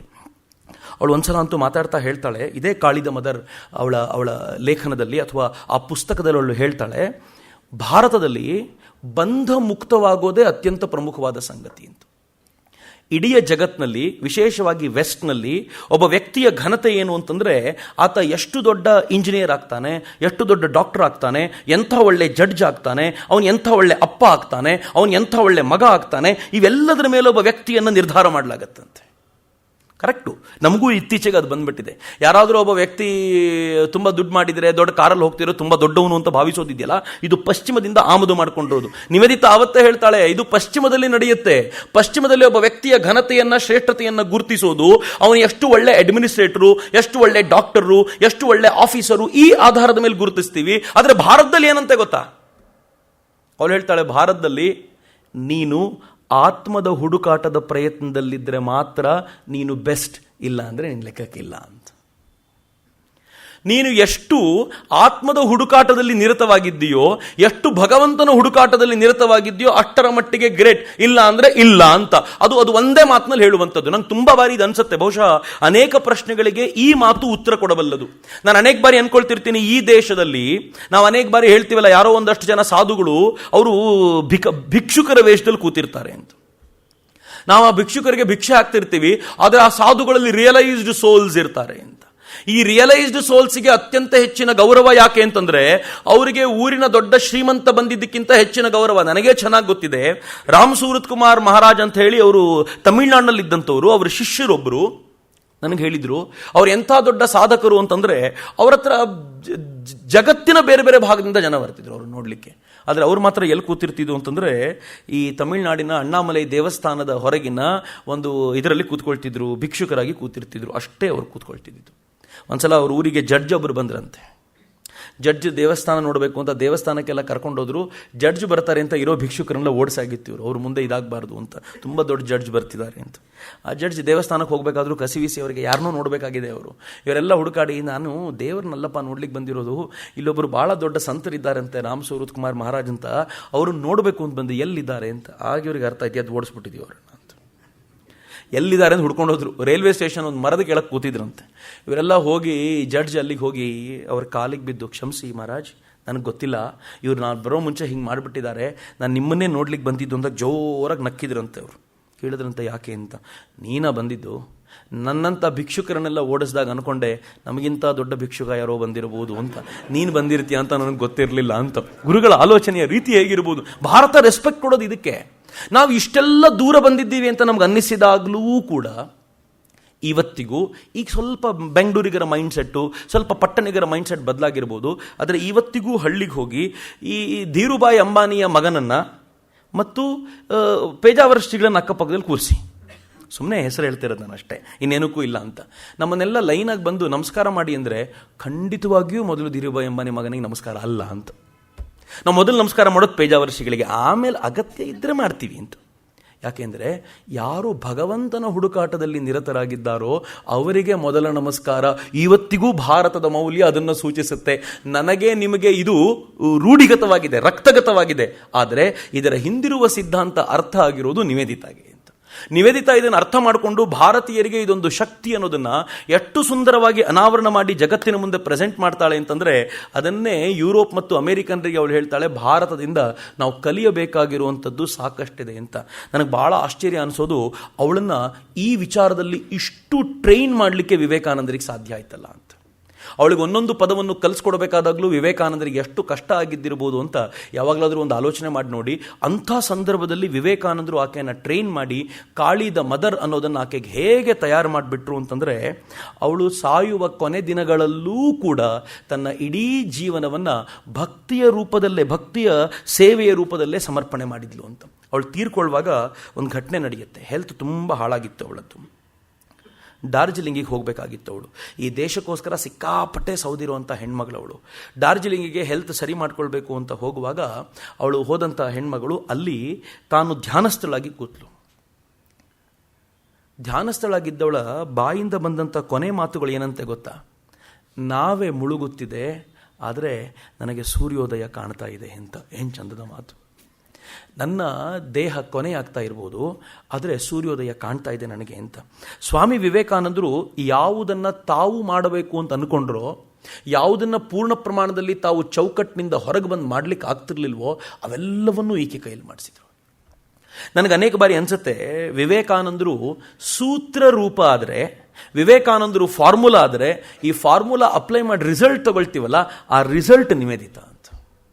ವಿವೇಕಾನಂದ ಹೇಳಿರುವಂಥ ಈ ಚಿಂತನೆಯ ಫಾರ್ಮುಲಾಗಳನ್ನು ನಮ್ಮಲ್ಲಿ ಯಾರು ಬೇಕಿದ್ರೂ ಅಳವಡಿಸಿಕೊಳ್ಳಬಹುದು. ಆದರೆ ಅಳವಡಿಸಿಕೊಂಡ್ರೆ ಏನಾಗುತ್ತೆ ಅನ್ನೋದಕ್ಕೆ ನಿಮ್ಗೇನಾದರೂ ರೆಡಿಮೇಡ್ ಆನ್ಸರ್ಸ್ ಬೇಕು ಅಂತಂದರೆ, ರೆಡಿಮೇಡ್ ಗೈಡ್ ಬೇಕು ಅಂತಾದರೆ ಅದು ನಿವೇದಿತಾ ರೂಪದಲ್ಲಿದೆ ಅಂತ. ವಿವೇಕಾನಂದರು ಹೇಳಿದ ರಾಷ್ಟ್ರಭಕ್ತಿಯ ಕಲ್ಪನೆಯನ್ನು ಅಳವಡಿಸಿಕೊಂಡ್ರೆ ಏನಾಗುತ್ತೆ? ನಿವೇದಿತ ಆಗ್ತೀರಾ. ವಿವೇಕಾನಂದರು ಹೇಳಿದ ಕಾಳಿಯ ಪೂಜೆಯನ್ನು ಅಳವಡಿಸಿಕೊಂಡ್ರೆ ಏನಾಗುತ್ತೆ? ನಿವೇದಿತ ತೋರಿಸಿದಾಳೆ ಅಂತ. ವಿವೇಕಾನಂದರು ಹೇಳಿದಂಥ ಸೇವಾ ಮಾರ್ಗವನ್ನು ಅಳವಡಿಸಿಕೊಂಡ್ರೆ ಏನಾಗುತ್ತೆ? ನಿವೇದಿತ ತೋರಿಸಿದಾಳೆ ನೋಡಿ ಅಂತ. ವಿವೇಕಾನಂದರು ಹೇಳಿದಂಥ ಪ್ರೇಮ ಮಾರ್ಗವನ್ನು ಪೂರ್ತಿ ಪ್ರಮಾಣದಲ್ಲಿ ಅಪ್ಪಿಕೊಂಡ್ರೆ ಏನಾಗುತ್ತೆ? ಅವಳಿ ನಿವೇದಿತ ತೋರಿಸಿದಾಳೆ. ನಿವೇದಿತ ಸ್ವಾಮಿ ವಿವೇಕಾನಂದರನ್ನು ಪೂರ್ಣ ಬದುಕಿದ್ಲು ಅಂತ. ಸ್ವಾಮಿ ವಿವೇಕಾನಂದರ ಮೇಲಿನ, ತನ್ನ ಗುರುಗಳ ಮೇಲಿನ ಆಕೆಯ ಗೌರವ, ಆಕೆಯ ಭಕ್ತಿ, ಆಕೆಯ ಶ್ರದ್ಧೆ ಎಂಥದ್ದು ಅಂತಂದರೆ, ರವೀಂದ್ರನಾಥ್ ಟಾಗೋರ್ ಅವತ್ತಿನ ದಿನದ ಶ್ರೇಷ್ಠ ಕವಿ, ಅಥವಾ ಇವತ್ತಿಗೂ ಶ್ರೇಷ್ಠ ಕವಿ ಅಂತ ನಾವು ಗುರುತಿಸ್ತೀವಿ. ಅವತ್ತಂತೂ ಸಿಕ್ಕಾಪಟ್ಟ ಎಲ್ಲರೂ ಗೌರವಿಸ್ತಿದ್ದಂಥ ವ್ಯಕ್ತಿ. ಅವ್ರ ಜೊತೆ ಮಾತನಾಡ್ಲಿಕ್ಕೆ ಅವಕಾಶ ಸಿಕ್ಕರೆ ಸಾಕು, ಅದವರ ಪರಂಪರೆಯೂ ಅಂಥದ್ದೇ, ಸಿಕ್ಕರೆ ಸಾಕು ಅನ್ನುವಾಗ ರವೀಂದ್ರನಾಥ್ ಟಾಗೋರ್ ಆಗಾಗ ಇವಳ ಹತ್ರ ಮಾತನಾಡಲಿಕ್ಕೆ ಅಂತ, ಇವಳ ಹತ್ರ ಒಂದು ಡಿಸ್ಕಷನ್ ಮಾಡಲಿಕ್ಕೆ ಅಂತ ತೊಗೊಂಡು ಬರ್ತಿದ್ರು ಪೇಪರ್ನ. ಒಂದ್ಸಲ ಹಾಗೆ ರವೀಂದ್ರನಾಥ್ ಟಾಗೋರ್ ಮಾತಾಡಲಿಕ್ಕೆ ಅಂತ ಕೂತಿದ್ರು. ಘನವಾದ ವಿಚಾರ ಚರ್ಚೆ ಆಗ್ತಿತ್ತು. ಯಾರೋ ಒಬ್ಬ ಸೇವಕ ಬಂದು ಹೇಳ್ದ, ಅಕ್ಕ, ಸ್ವಾಮಿ ವಿವೇಕಾನಂದರು ನಿಮ್ಮನ್ನು ನೆನಪಿಸ್ಕೊಂಡಿದ್ದಾರೆ, ನೀವು ಬರ್ಬೋದಾ ಅಂತ. ಅವಳೊಂದು, ಅಪ್ಪ ಸ್ವಾಮೀಜಿ ನೆನಪಿಸ್ಕೊಂಡ್ರ ಅಂತೇಳಿ ರವೀಂದ್ರನಾಥ್ ಠಾಗೂರ್ ಹತ್ರ ನೋಡಿ, ನನಗೆ ಅದಕ್ಕಿಂತ ದೊಡ್ಡ ಕೆಲಸ ಮತ್ತೆ ಯಾವುದೂ ಇಲ್ಲ, ನಿಮ್ಮ ಹತ್ರ ಬೇಕಿದ್ರೆ ಮತ್ತೊಮ್ಮೆ ಚರ್ಚೆ ಮಾಡ್ತೀನಿ, ಈಗೋಳಿ ನನಗೆ ನನ್ನ ಗುರುದೇವ ಕರೀತಿದ್ದಾನೆ, ನಾನು ಹೋಗಬೇಕು ಅಂತ ಮಾತನ್ನ ಮಧ್ಯದಲ್ಲೇ ತುಂಡರಿಸಿ ಎದ್ದು ಹೋದ್ಲು ಅಂತ. ಅಂದರೆ ಎಲ್ಲೋ ಒಂದು ಕಡೆ ಆಕೆ ತನ್ನ ಗುರುದೇವನಿಗೆ ಕೊಟ್ಟಂಥ ಶ್ರದ್ಧೆ ಇತ್ತಲ್ಲ, ಅದು ಪೂರ್ಣ ಪ್ರಮಾಣದಲ್ಲಿ ಹರಿದು ಬಂತು. ನಾನು ಈ ಘಟನೆಯನ್ನು ಹೇಳಿ ಇವತ್ತಿನ ಈ ವ್ಯಾಖ್ಯಾನವನ್ನು ಮುಗಿಸ್ತೀನಿ. ನಾನು ತುಂಬ ಸುಂದರವಾದ ಘಟನೆ ಇದು. ವಿವೇಕಾನಂದರು ನಿವೇದಿತಾಗಿ ಏನು ಕೊಟ್ಟರು ಅನ್ನೋ ಪ್ರಶ್ನೆ ನನಗೆ ಯಾವಾಗಲೂ ಕಾಡ್ತಿರ್ತಿತ್ತು. ಸ್ವಾಮೀಜಿನೂ ಹೇಳ್ತಾರಲ್ಲ, ಅವಳಿಗೆ ನಾನು ಏನು ಕೊಟ್ಟಿದ್ದೀನಿ ಅಂತ ನಿಮಗೆಲ್ಲ ಗೊತ್ತಿಲ್ಲ, ಸುಮ್ಮನಿದ್ಬಿಡಿ, ಅವಳು ಏನು ಮಾಡ್ತಾಳೋ ಫ್ರೀಡಮ್ ಕೊಡಿ ಅವಳಿಗೆ ಅಂತ. ಏನು ಕೊಟ್ಟರು ಅಂತ ತುಂಬ ಹುಡುಕಾಡುವಾಗ ಒಂದು ಕಡೆ ಒಂದು ಉಲ್ಲೇಖ ಬರುತ್ತೆ. ಸ್ವಾಮಿ ವಿವೇಕಾನಂದರನ್ನ 2ನೇ ಬಾರಿಗೆ ಇದೇ ನಿವೇದಿತಾ ತಾನು ವಿದೇಶಕ್ಕೆ ಕರ್ಕೊಂಡು ಹೋಗ್ತಾಳೆ. ವಿದೇಶಕ್ಕೆ ಕರ್ಕೊಂಡು ಹೋದಾಗ ನಿವೇದಿತಾ ಮನಸ್ಸಿನಲ್ಲಿ ಒಂದು ತುಡಿತ ಶುರುವಾಗ್ಬಿಡುತ್ತೆ. ತುಡಿತ ಏನು ಅಂತಂದರೆ, ನಾನು ಸ್ವಾಮೀಜಿ ಹೇಳಿದಂತೆ ಇರಬೇಕಾ, ನಾನು ನನ್ನ ಸ್ವಂತಿಕೆಯನ್ನು ಕಳ್ಕೊಳ್ತಿದ್ದೀನೋ, ಆ ಹೆಣ್ಮಗಳು ಇಷ್ಟೆಲ್ಲ ಆಲೋಚನೆ ಮಾಡ್ತಿದ್ದವಳು, ಸ್ವಂತಿಕೆ ಕಳ್ಕೊಳ್ತಿದ್ದೀನಾ, ನನಗೊಂದು ಸ್ವಂತಿಕೆ ಅಂತ ಇರೋದು ಬೇಡವಾ, ಅವ್ರು ನನಗೆ ಮಾರ್ಗ ತೋರಿಸಿಯಾಗಿದೆ, ನನಗೆ ಕೊಡಬೇಕಾದ ಸಿದ್ಧಾಂತವನ್ನು ಕೊಟ್ಟಾಗಿದೆ, ಇನ್ನು ನಾನು ಬದುಕೋ ರೀತಿ ಬದುಕಬೇಕಲ್ಲ ಅಂತ ಅವಳ ಮನಸ್ಸಿನಲ್ಲಿ ಬಂತು ಅಷ್ಟೇ. ಲಂಡನ್ ರೀಚ್ ಆಗೋಕ್ಕಿಂತ ಸ್ವಲ್ಪ ಹೊತ್ತಿನ ಮುಂಚೆ. ಮೈಂಡ್ ರೀಡರ್ ಸ್ವಾಮೀಜಿಗೆ ಇಷ್ಟು ಗೊತ್ತಾಗಲ್ವಾ? ಸ್ವಾಮೀಜಿ ಅಂತೂ ಯಾವತ್ತೂ ಯಾರ ತಲೆ ಮೇಲೆ ಏನೂ ಹೇರ್ಲಿಕ್ಕೆ ಪ್ರಯತ್ನ ಪಟ್ಟವರಲ್ಲ. ಸ್ವಾಮೀಜಿ ಏನು ಮಾಡಿದ್ರು, ಸುಮ್ಮನಾದರೂ ಅವ್ರಿಗೆ ಅರ್ಥ ಆಗಿದ್ದಿರ್ಬೋದು. ಒಂದು ಮನೇಲಿ ಉಳ್ಕೊಂಡಿದ್ರು, ಧೀರ್ಮಾತ ಅಂತ ಕರೀತಿದ್ರು ಆಕೆನ. ಅವ್ರ ಮನೇಲಿ ಉಳ್ಕೊಂಡಿದ್ದ ಸ್ವಾಮೀಜಿ ತಾವೊಂದು ಕೋಣೆಯಲ್ಲಿ, ಧೀರ್ಮಾತ ಮತ್ತು ನಿವೇದಿತಾ ಇನ್ನೊಂದು ಕೋಣೆಯಲ್ಲಿ. ಪಕ್ಕದಲ್ಲಿ ಕೂತಿದ್ದ ಸ್ವಾಮೀಜಿ ಇದ್ದಕ್ಕಿದ್ದಂತೆ ಎದ್ದು ಈ ಕೋಣೆಗೆ ಬಂದು ತನ್ನ ಹೆಗಲ ಮೇಲಿದ್ದಂಥ ಕೇಸರಿ ವಸ್ತ್ರವನ್ನು ಧೀರ್ಮಾತ ಹೆಗಲ ಮೇಲೆ ಹಾಕಿ ಒಳಗೊಂದು ಆಶೀರ್ವಾದ ಮಾಡಿದರು. ಸನ್ಯಾಸ ದೀಕ್ಷೆ ಕೊಟ್ಟಾಯಿತು. ಈ ಕಡೆ ನಿವೇದಿತಾ ಕೂತಿದ್ದಲ್ಲ, ನಿವೇದಿತಾ ಹಣೆಯನ್ನು ಮುಟ್ಟಿ ಒಂದು 2 ನಿಮಿಷ ಸ್ವಾಮೀಜಿ ಭಾವಸಮಾಧಿಗೆ ಏರಿದ್ದಿರ್ಬೋದು. ನಿವೇದಿತಾಗೂ ಏನಾಯಿತು ಅಂತ ಅವಳಿಗೆ ಅರ್ಥ ಆಯಿತೋ ಇಲ್ವೋ. ಎಲ್ಲ ಮುಗಿದ ನಂತರ ಸ್ವಾಮೀಜಿ ಕೈಯನ್ನು ತೆಗೆದು, ನನಗೆ ನನ್ನ ಗುರುದೇವ ಯಾವ ಶಕ್ತಿಯನ್ನು ದಯಪಾಲಿಸಿದ್ರೋ ಅಷ್ಟನ್ನು ನಿನಗೂ ಕೊಟ್ಟುಬಿಟ್ಟಿದ್ದೀನಿ. ಈಗ ನಾನು ಭಿಕಾರಿ, ನನ್ನ ಹತ್ರ ಏನೂ ಇಲ್ಲ, ಇನ್ನು ನೀನು ನನ್ನ ಹತ್ರ ಬರಬೇಕು ಅಂತಾನೂ ಇಲ್ಲ. ಯಾಕೆ ಅಂತಂದರೆ ನಾನು ಕೊಡಬೇಕಾಗಿರೋದನ್ನೆಲ್ಲ ಕೊಟ್ಟು ಈಗ ಬರೀ ಪರಿವ್ರಾಜಕನಾಗಿ ತಿರುಗಾಡ್ತಿರ್ತೀನಿ ಅಷ್ಟೇ, ನನ್ನ ಹತ್ರ ಇನ್ನೇನೂ ಉಳ್ಕೊಂಡಿಲ್ಲ, ನಿನಗೇನು ಮಾಡಬೇಕು ಅನಿಸುತ್ತೋ ಮಾಡು ಅಂತ ಹೊರಗೆ ಬಂದುಬಿಟ್ರು ಸ್ವಾಮೀಜಿ. ಶಕ್ತಿಯನ್ನು ಟ್ರಾನ್ಸ್ಫರ್ ಮಾಡೋದು ಅಂದರೆ ಏನು ಅಂತ ಬಹಳ ಆಲೋಚನೆ ಮಾಡ್ತಿದ್ದೆ ನಾನು. ಶಕ್ತಿಯನ್ನು ಟ್ರಾನ್ಸ್ಫರ್ ಮಾಡೋದು ಅಂದರೆ ಏನು ಅಂದರೆ, ಇದೇ ಸ್ವಾಮಿ ವಿವೇಕಾನಂದರು ಅವರೇ ಹೇಳ್ಕೊಳ್ತಾರೆ, ರಾಮಕೃಷ್ಣ ಪರಮಹಂಸರು ನನಗೆ ತಮ್ಮ ಶಕ್ತಿಯನ್ನು ಧಾರೆ ಎರೆದ್ರು. ಅದಾದಮೇಲೆ ಬಹಳ ಕಾಲ ಬದುಕಲಿಲ್ಲ ಅವರು. ರಾಮಕೃಷ್ಣರ ದೇಹತ್ಯಾಗ ಆಗ್ಬಿಡ್ತು ಅದಾದ ಸ್ವಲ್ಪ ಕಾಲದಲ್ಲೇ. ಆದರೆ ಅವರ ಶಕ್ತಿ ಯಾವತ್ತಿಂದ ನನ್ನೊಳಗೆ ಟ್ರಾನ್ಸ್ಫರ್ ಆಯಿತೋ, ನಂಗೆ ಒಂದು ದಿನವೂ ಕೂಡ ಬಿಡುವು ಕೊಡದೆ ಕೆಲಸ ಮಾಡಿಸ್ಕೊಳ್ತಿದೆ ಆ ಶಕ್ತಿ ಅಂತ ಅವ್ರು ಹೇಳ್ತಾರೆ.